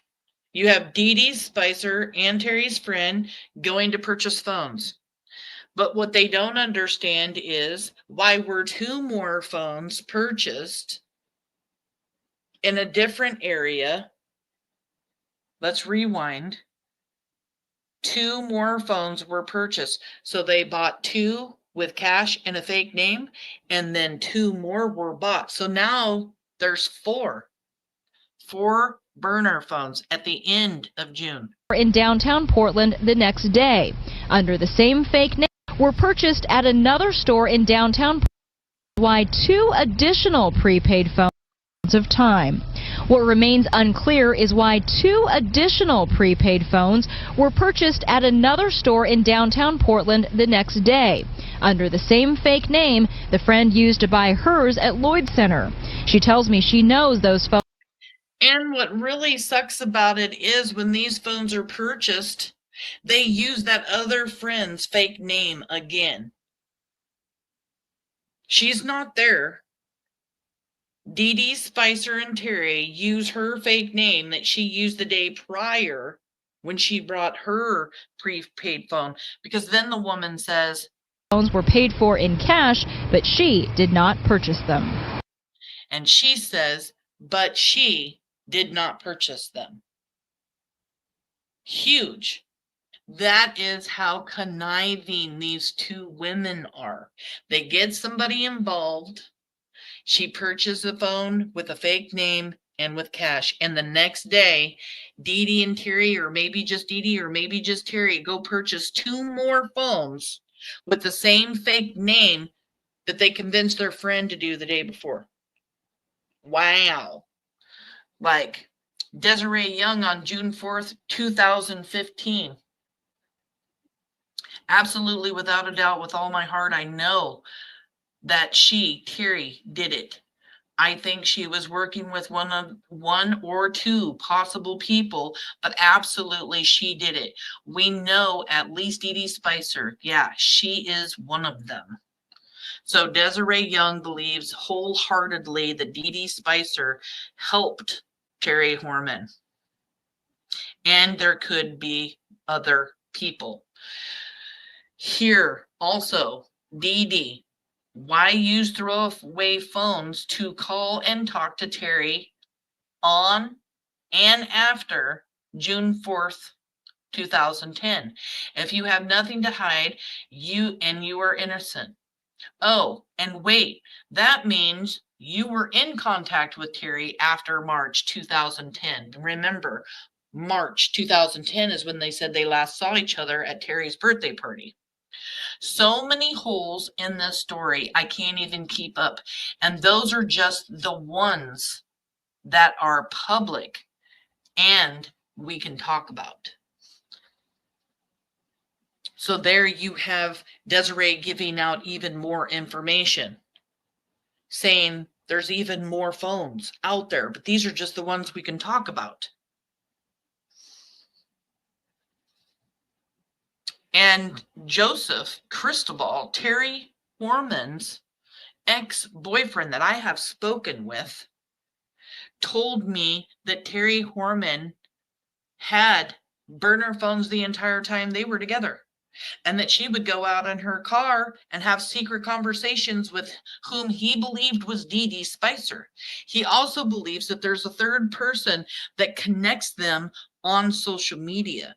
And we as a community following Kyron's case and having our Facebook groups have noticed very suspicious and fake profiles many people think are Terri or Dede that come in and try to spin the narrative around or try to get you to support Dede or Terri. Terri has had so many fake profiles on Facebook, it's ridiculous.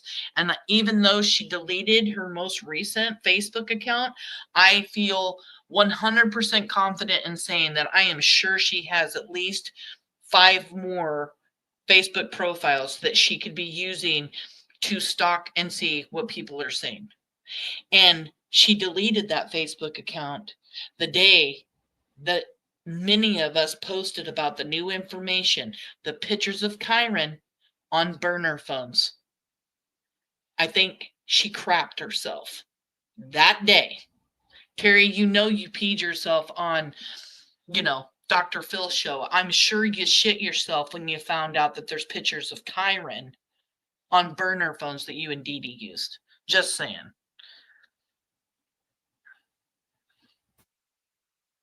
It is so crazy to me that these women still walk free.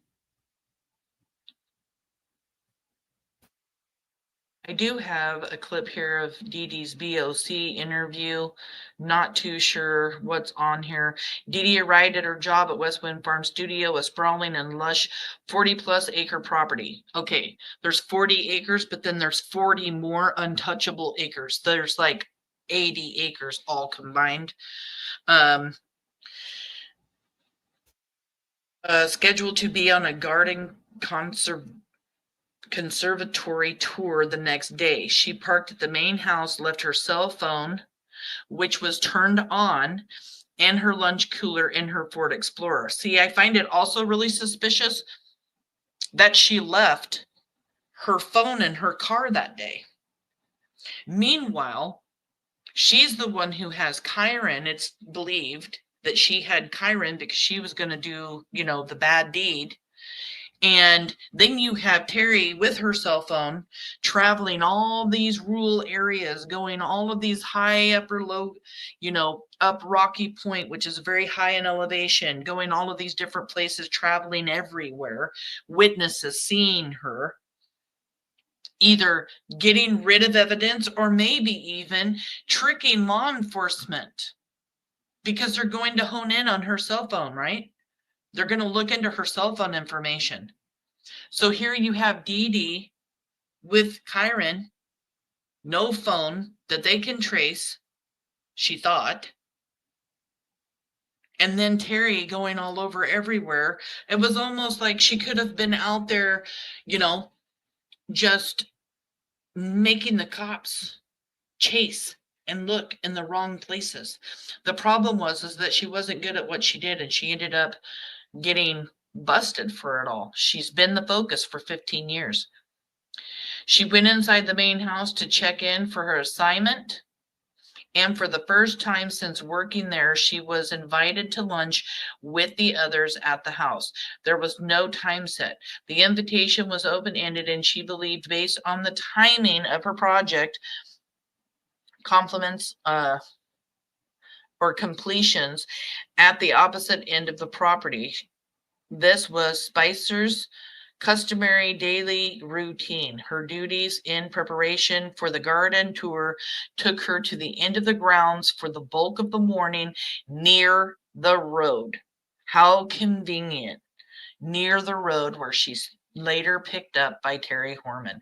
And this is blink on crime a blogger, a person that writes about Kyron's case, who interviewed Dede Spicher, that's writing this, and she spread so many rumors in Kyron's case. Matter of fact, you can't even find links anymore to Blink on Crime and Kyron. I don't know if that's because police are like, get this off of here, or if she decided to take them down or what, but thank God I take screenshots of everything.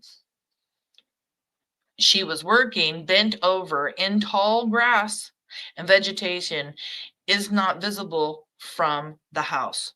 Well, then why, when people were calling her, didn't she stand up and say what? If she's bent over in the grass and they can't see her, they could have heard her. Like I said, they did a reenactment up there, and she heard people calling. Of course she did. She would look like a fool in front of law enforcement standing next to her saying, I didn't hear that. Because law enforcement heard those calls when they did that reenactment. Spicer was not wearing a watch nor carrying her cell phone, and headed to the house for lunch after completing work on one section of the property. When she arrived, she was told by Miss Hawkinsmith, tried calling Dede's name outside when everyone was ready for lunch. When Dede did not respond and could not be seen from the main house, Miss Hawkinsmith also called Dede's cell phone. Spicer said she apologized and explained her project's location and status. How did she explain that to Miss Hawkinsmith? Hawkinsmith had told her where to go work that morning. There was no explanation here needed. Dede should have been where Miss Hawkinsmith had told her to go earlier that morning. And her cell phone confirms that her cell phone was left there on the property. On one occasion, at the request of law enforcement, Spicer agreed to walk the property and demonstrate her activities that day. During one reenactment, a female investigator attempted to mimic Hawkinsmith's lunch call while Spicer was out near the property line. Spicer heard the investigator's call. I heard that person that day. They never told me. Let me take this off. I gotta move this banner. Hold on.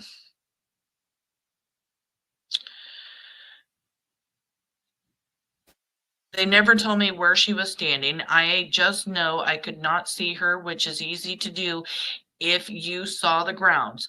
I don't know why I never heard the property owner that day, except to say I tried to be very mindful when I am working and gardening. It's a love of mine I tend to immerse in. It was the first time I was invited to lunch and was looking forward to sharing the meal on break. I had heard her. I would have stopped immediately and headed in. It was a nice treat. No, Dede, you were not on the property. That is why you did not hear them calling for you. I believe she's a liar and a monster and has so much to do with Kyron's disappearance.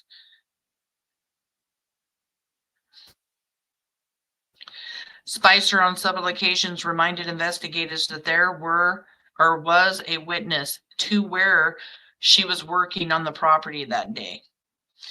And this had never been released publicly, but there was also an artisan show market sale on the property the next day. There were a few vendors in and out of the property that day, but I remembered one specifically while I was working near the road that morning. If there had been a vendor that had, this is Dede saying that a vendor saw her, had there been one, police would have found that vendor. They would have talked to Ms. Hawkinsmith. They would have talked and found out what vendors were there and then spoke to the vendor. How does she think she's going to get away with this lie when investigators can look into it?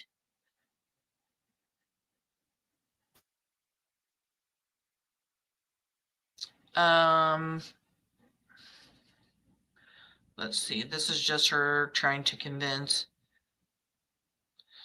Stoy that there was a man that saw her.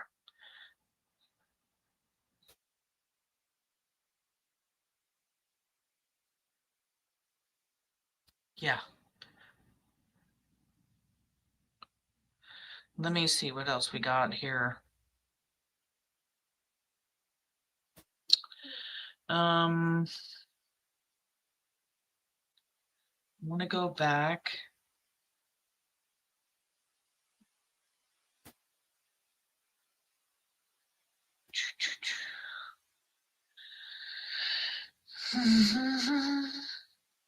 Thank you guys so much for being here for Kyron. It really is so hard to get people to come in with such an old case. I normally have so many more like people in here, and there's hardly anybody in here. I want to show you guys something, because this will tell you the kind of pressure that Desiree is willing to do in order to find, you know, to put the pressure on Terri and Dede. Let me see.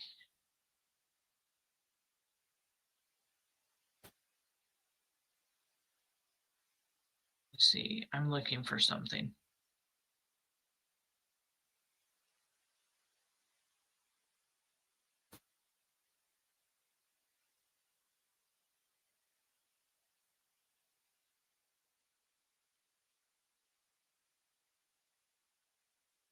They went recently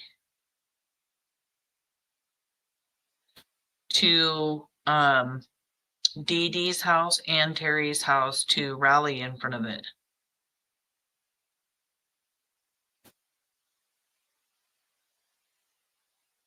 Let's see.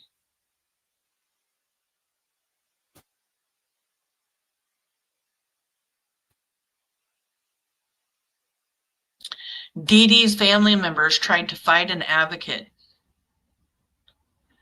This is them at the park. This is a picture of Dede Spicer's sister-in-law fighting with, and sister-in-law on the left, advocate on the right, Stacy Green. Yeah, fighting. This is Dede Spicer's house. They took pictures. You guys just run signs over? Occasionally, they were there with their signs, walking in front of Dede Spicer's house. They've done this at Terri's house. And here comes Dede Spicer's brother and sister-in-law hauling ass, going through the yard, running over a sign that they had for Kyron. And then they get out of the truck all huffy puffy, ready to throw down. Doug Bishop is here with Desiree Young. You can kind of see him stop Rick from like intervening into this fight. They were there being quiet. Like, they do not cause any problems. They stay off the property. It is absolutely sickening that they do this. But at the same time, it just goes to show Dede Spicer, her family, how they are, because it even has been spoken about that maybe Dede Spicer had borrowed her brother's truck the day that Kyron came up missing. Because what do we know about Dede Spicer's truck, or brother's truck? It looks just like the Horman truck. And what else do we know? A tip came in off of Old Germantown Road that saw Terri and Dede passing things from one truck to another. When you hear to another, I'm visualizing another truck, right? This isn't your yard right here. Yeah, it is my yard. It is our yard. You can leave our yard. This is Jamie Spicer. Thank you.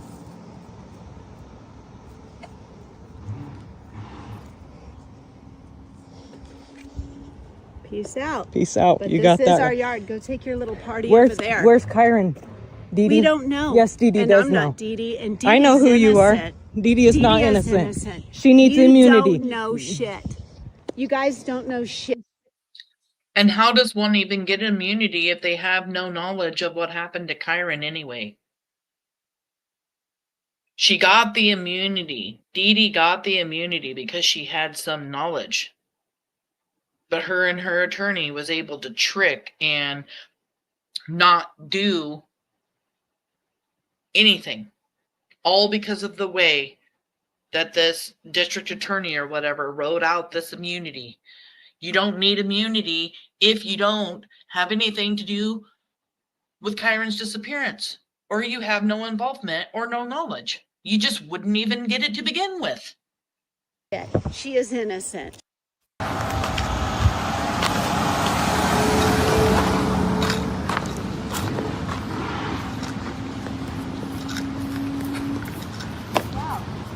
This is our yard. Go take your little party over there. Where's Kyron? We don't know. And I'm not deep. So you have Rick standing on the left, and you have Doug Bishop standing on the right. I know who you are. Dede is not innocent. She needs immunity. You don't know shit. You guys don't know shit. She is innocent. She's not innocent. She is. An innocent person would do your past. Yep. That's right. Peace out.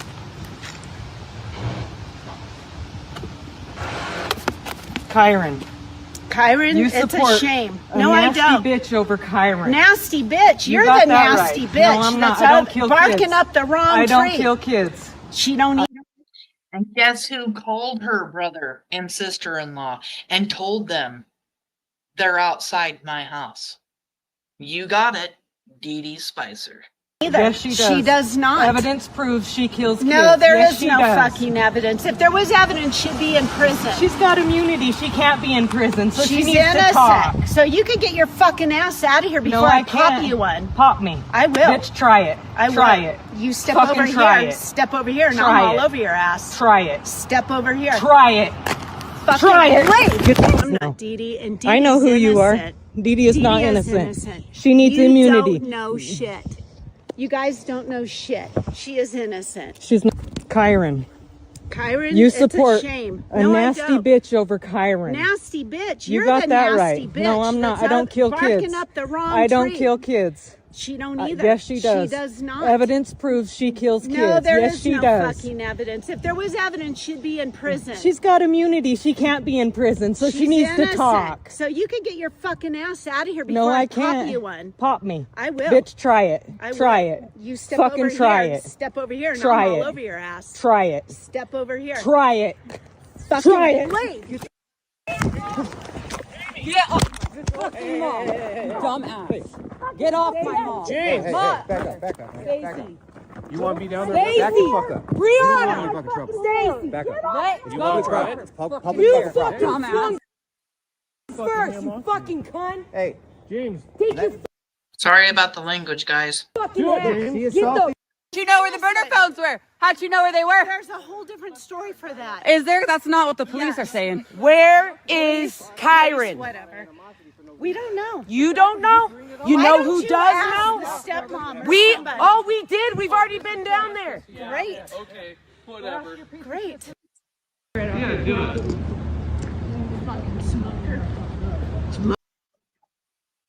And then there's another video file here that I have that where Dede Spicher's sister-in-law explains exactly why Dede ended up getting that immunity.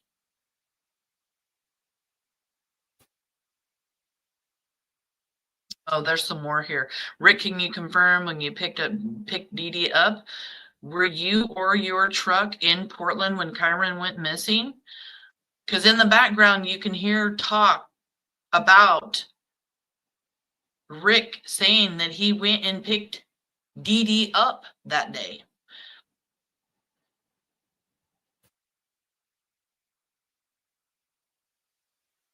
Get immunity. I was up there. Grabbed her You don't know. when all this shit. I wasn't Figures. around in the. You get immunity. I was up there. Grabbed her. You don't know. In the background, listen to Rick. I was up there. What does he say? Let me see.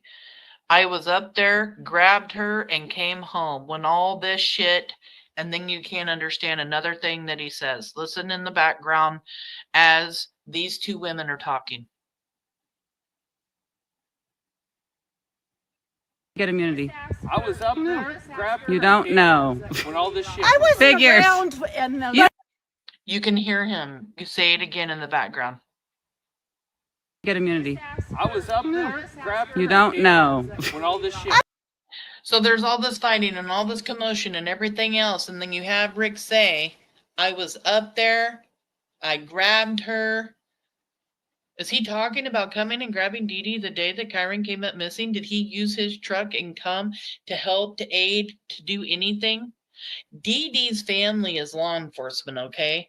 They're going to do anything and everything they can do to protect her, you know, telling her to get a lawyer and that kind of stuff. But, like, what kind of involvement is there with her brother? I was Figures. around in the. Get immunity. I was up there. Grabbed You don't know. when all this shit. I was Figures. around in the. You- Immunity. Tell me legally, how does somebody get immunity? I was up there. Now you're going to hear the sister-in-law talk about what Dede told her, how she got immunity.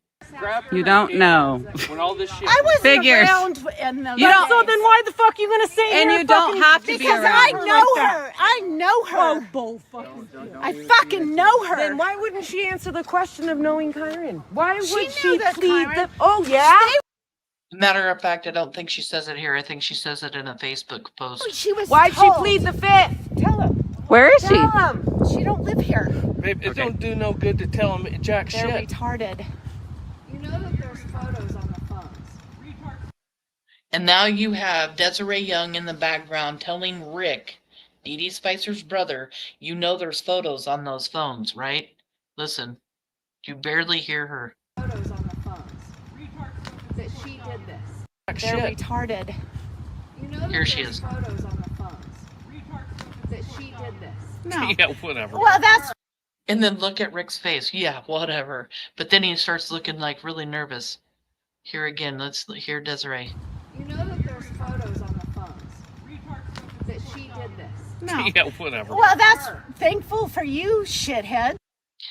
Telling Rick there's photos on the phones that she did this, meaning Rick's sister, Dede Spicer, did this.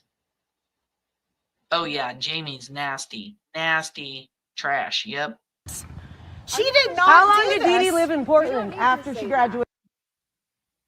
And here's Jamie Spicer's post right here. She says, yes, she does. She told them over and over she didn't know anything. They kept telling her she would have immunity if she was to tell everything she knew, and they kept pushing her to sign it. Then she signed it, and they said, okay, now spill it. And she told them that she already told them she knows nothing. Do you see what I mean? They pressured her into signing for the immunity and then turn around and asked her what she knew. And she was like, I already told you I don't know anything. The way this immunity was written out screwed everybody. And they couldn't take her immunity away. Mick Sporen from Scotland. Good to see you, Hunt.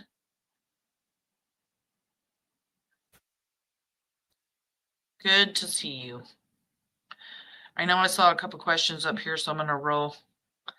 That lady wasn't even around these people, and she is defending Dede. This is a train wreck. Absolutely.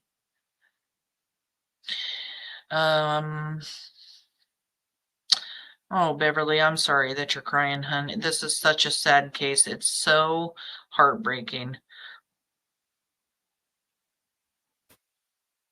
Yeah, all of it was uncalled for. No compassion at all. Evil. Beesh. It is. It's, you know, there was no reason for Dede Spicer to call her brother and Jamie and be, you know, why didn't she just call police and tell them they're outside my house? I mean, that's what Terri Horman did. And guess what? They can't do anything. They're out there. They've got signs of that have Kyron's face on it. They walk back and forth. She goes live. Stacey Green will go live while she's doing these, you know. They're there bringing awareness. Desiree Young is sick of not having answers. She wants justice for her son, and she's going to get it any way she can. And if she's got to go riot, talk, rally, whatever you want to call it, outside these women's homes, that is what she's going to do. That is what she is going to do.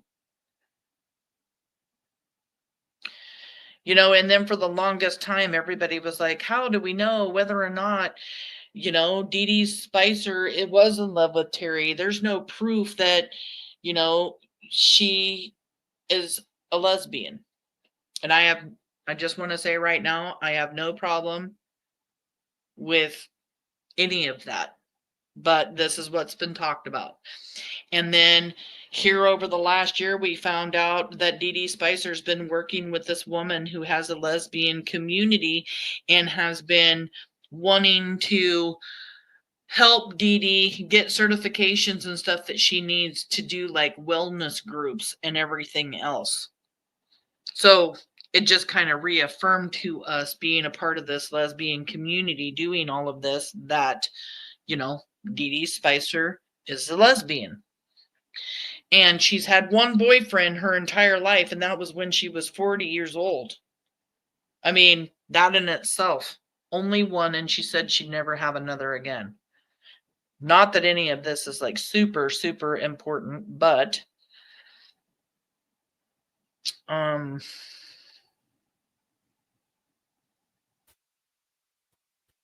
let's see what else we have. I don't know what else I have on Dede. I have just so much stuff. And like I said, I didn't download anything. But in any of the news reports that you watch, you will see that Terri, they always say Terri is the focus of law enforcement. And I will be going over every single little tiny thing that I have on Terri and Dede and Kyron on June 4th, which is this next Wednesday. So hit that notification bell if you'd like to be here for the all-day live. If you just want to pop in and out, if you could share Kyron, you know, that would mean so very much to me, because like I said earlier, it's very, very hard to get people to come in. If you would like to become a member of Missing PNW, please grab that link. Stay as a lurker. Stay as just a subscriber. That is perfectly fine with me. Again, there's also going to be lots of news coming out on Kyron next week. I will be showing that information, because anytime it's the anniversary close to June 4th, or even Kyron's birthday on September 9th, there's lots of stuff going on. Law enforcement always gets busy around this time dealing with Kyron's case. Again, this is Kyron Horman. This is the last known picture of Kyron. It was taken at the school by Terri Horman. Terri Horman, after she left the school, traveled to 2 different Fred Meyers and a cleaner's. She went out driving around on long rural roads for a couple of hours and then goes to the gym. During all of her stops at the Fred Meyers, the gym, the cleaner, she's showing people pictures of Kyron, which was very unusual. And people thought it to be kind of strange, because they were just acquaintances with Terri, and they didn't understand why she was showing them a picture of Kyron. It was almost like her proof of life. And not only that, she was sending pictures to Desiree and emailing her, trying to communicate with Desiree, which was also very unusual, because they did not like each other. Kane cheated on Desiree when Desiree was pregnant, and then got together with Terri, and then later on married Terri. Desiree and Terri did not like each other at all. Pictures were usually sent on a thumbnail from the Horman home to Desiree's house, and Desiree and her husband did the same. That's the kind of communication. So the fact that Terri Horman sending her this picture and everything else, and Terri Horman didn't just take pictures of Kyron, she took pictures of Kyron with Kyron's friends and everything else. And you know, like the creeper that wants to take a trophy, like a pair of underwear out of a drawer, was this picture Terry's trophy? Were the pictures of Kyron with his friends Terry's trophy? She says up on the Dr. Phil show that, oh, that's the infamous picture I took of Kyron. Infamous picture. Like she's taking credit for like the last picture of Kyron. But the thing is, you know what? I have gotten so used to over the years saying that this is the last picture of Kyron that I can actually say this is not the last picture of Kyron. For heaven's sakes, it's not. Because there's pictures of Kyron on the burner phones after they leave the school. We haven't seen them yet, but this is definitely not the last picture ever taken of Kyron, is it? I have gotten so used to saying this is the last picture taken of Kyron, but this is the last picture that we have seen of Kyron. And we know that Terri Horman and Dede Spicher have knowledge of Kyron's disappearance and where Kyron is now. And they need to talk. They need to come forward. If anybody has any tip, any information whatsoever about Kyron Horman and his disappearance, Terri Horman, Dede Spicher, please come forward and talk to law enforcement. The telephone number is 503-988-0560. 15 years is too long, and Kyron deserves justice. And it is coming. Justice is coming. I totally believe that it is. The FBI will be going over this case. The FBI, it's like everything they touch, especially if they take something to court, 90% chance of prosecution rate. Over 90% prosecution rate on what the FBI touches, if that tells you anything. Things are going to explode. This has been a very strategic thing I think Desiree has done, working with different law enforcement agencies to just get all of this done. Thank God she has advocated for her son. Thank God Kane has advocated for his son. They are so strong and have done so much for Kyron. Searches, the Kyron Horman Foundation that Kane started with Desiree and Tony, actually. The donations that come in at car washes. We recently, Kaylia, somebody that I worked with this last year, she noticed the phone number and the website at the car wash last year. Actually, all the donation money and everything else was going to the Kyron Horman Foundation that Kane runs. So you're even seeing the parents working together to raise money. And now we have Doug Bishop working on Kyron's case. I don't know if Desiree is paying him to work on the case, but we do know that Desiree said last year and the year before and the year before that, that she was raising money to hire a private investigator. And Doug Bishop is a private investigator.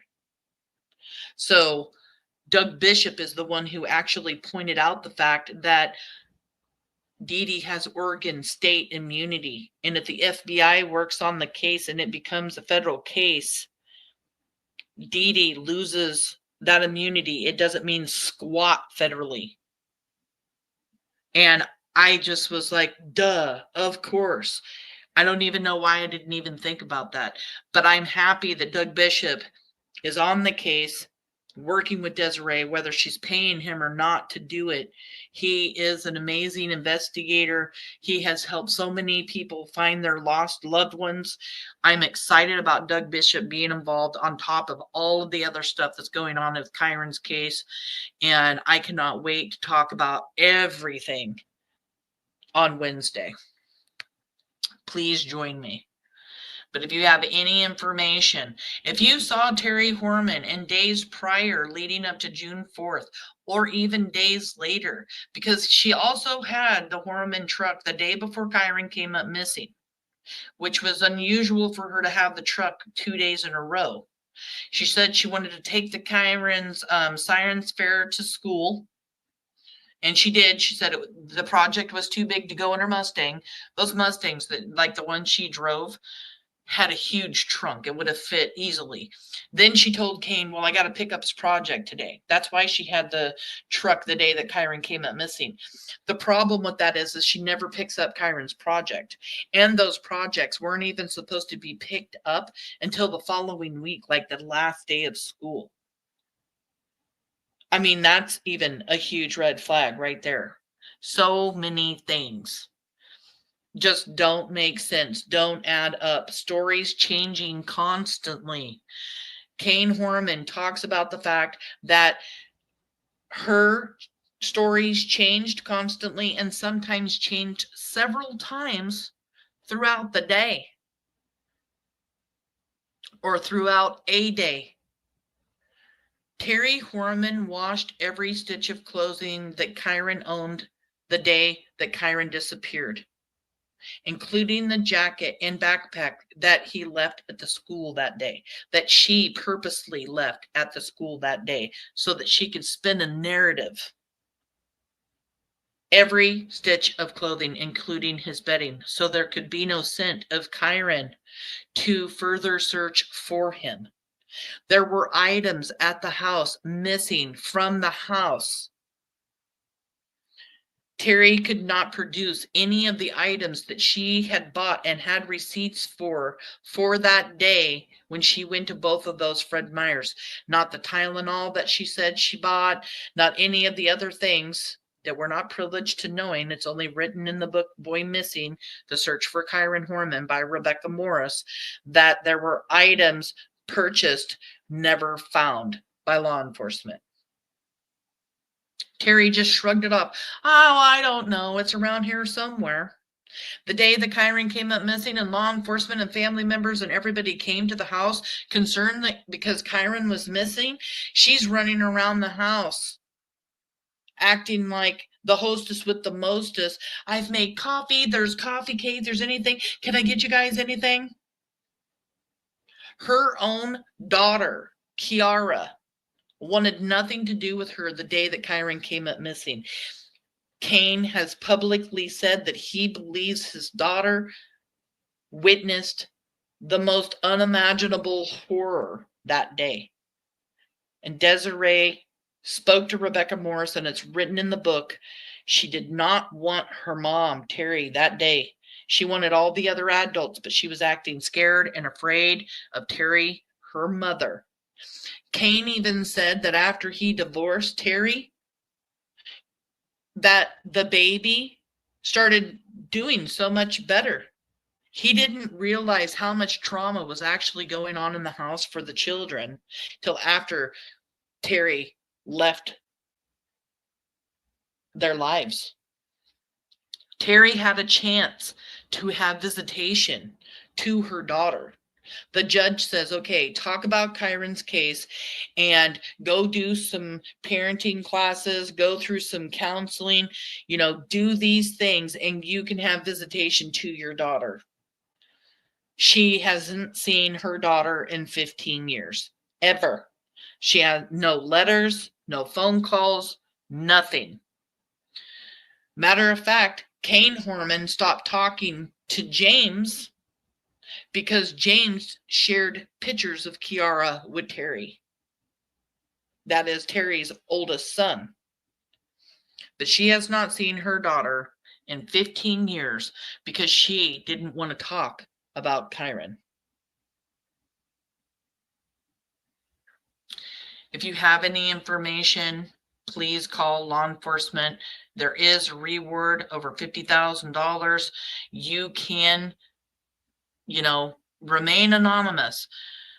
Please call the tip line 503-988-0560. Let law enforcement decide if your tip is, a good tip, a credible tip. Leave that up to law enforcement. Your tip could match somebody else's tip. It could match several other tips. If you know somebody that has talked about the Kyron Horman case or has talked about Terri or Dede, and you feel like that information isn't something you should be calling law enforcement about because it's like secondhand or third party, or it could be rumor, you need to let law enforcement determine if your tip is good or not, okay? Again, that telephone number is 503-988-0560. Missing Kyron Horman, 15 years, vanished from Skyline Elementary School, June 4th, 2010. Was seen leaving the school with Terri Horman by his everyday bus driver and his best friend Carson, Carson's grandmother, and Carson's sister. Kyron actually stops and has a conversation with Carson as he's walking through the parking lot going to the Horman truck. Carson is one of the only kids that we know that has talked to the grand jury. But guess who hasn't talked to the grand jury? Terri Horman. Why? Because if she would talk to the grand jury, they would have to give her immunity, right? Suspects and persons of interest do not get called to go before the grand jury. Terri failed 2 lie detector tests and walked out on a 3rd. Terri Horman and Dede Spicher worked together to make Kyron disappear. And like Dede and Kane have said, there could be a 3rd person. We just don't know who it is. There are so many layers to Kyron's case. If you ever have any questions, you can email me anytime. I love to answer questions in Kyron's case. 15 years. To think the poor wee soul was looking so trustingly right at Terri that done this to him. It's so sad. I agree. Like, he is just smiling. He's so happy. He's so proud of his science fair project. Terri is taking this picture knowing it's the last, no one's ever going to see him again. Every time I go up to Skyline Road, I mention and think of Kyron. Thank you, Sam, for all of your hard work. Thank you all for being here tonight. You are amazing. Thank you so much. I'm just looking to see if there is. I am so curious about the pictures and the contents of the burner phones. Me too. Like, there's conversations in there too, because Desiree spoke about, there being other content on there. There's just not pictures. I'm so happy Doug Bishop is on this. I really, truly am. And Kyron does deserve justice. Oh, I love the name Garrett, by the way. I love that.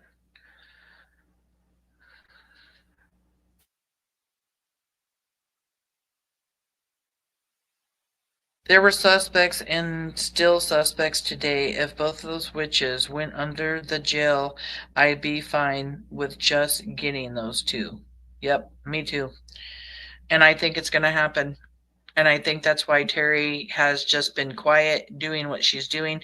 I think that she left the country and did, that huge vacation that she just took recently, which is something else we'll talk about. Traveling around and everything else was just like her last hurrah doing something on her bucket list that she always wanted to do because she knows cuffs are coming. How could they not? They're going to look over this entire case. They've already talked to all of the pedophiles in the area, all of the parents in the area, anybody that came in and out of the school. They have talked to, questioned everyone, and the only one person that they still end up going back to is Terri Horman and Dede Spicher. And like I said before, I believe everything Desiree says because she works with law enforcement and the FBI. She works with multiple different kinds of agencies out there, and she would be a fool to be out there spreading rumors in Kyron's case. And I'm super excited about this new show, you guys. If you guys weren't here earlier, take a listen. The emails you've never seen before. The unsolved mystery.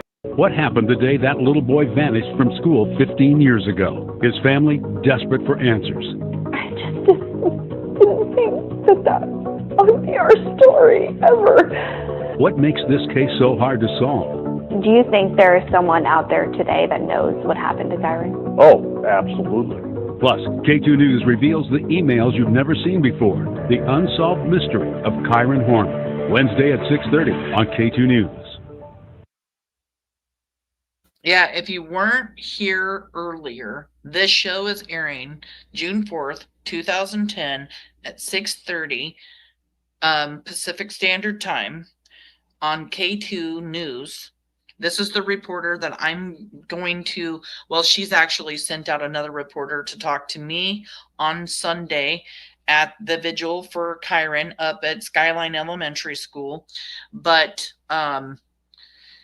these emails, I believe, may be the emails that are between Terri Horman and Desiree Young's oldest son's stepmom, because she has talked about emails very early on.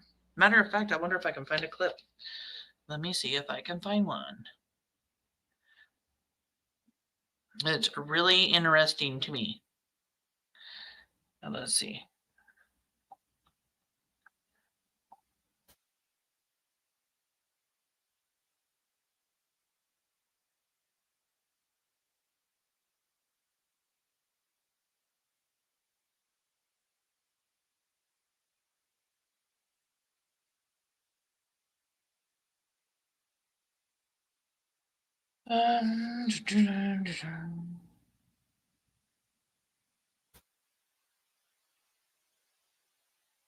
Looking up Kyron Horman and all my stuff's showing up here. Desiree, I don't know, not that.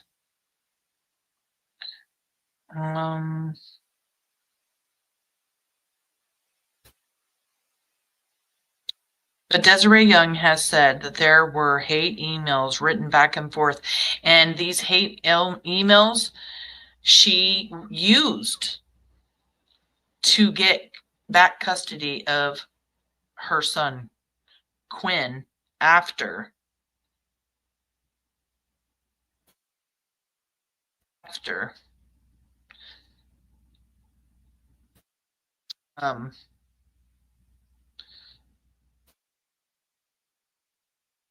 Kyron disappeared.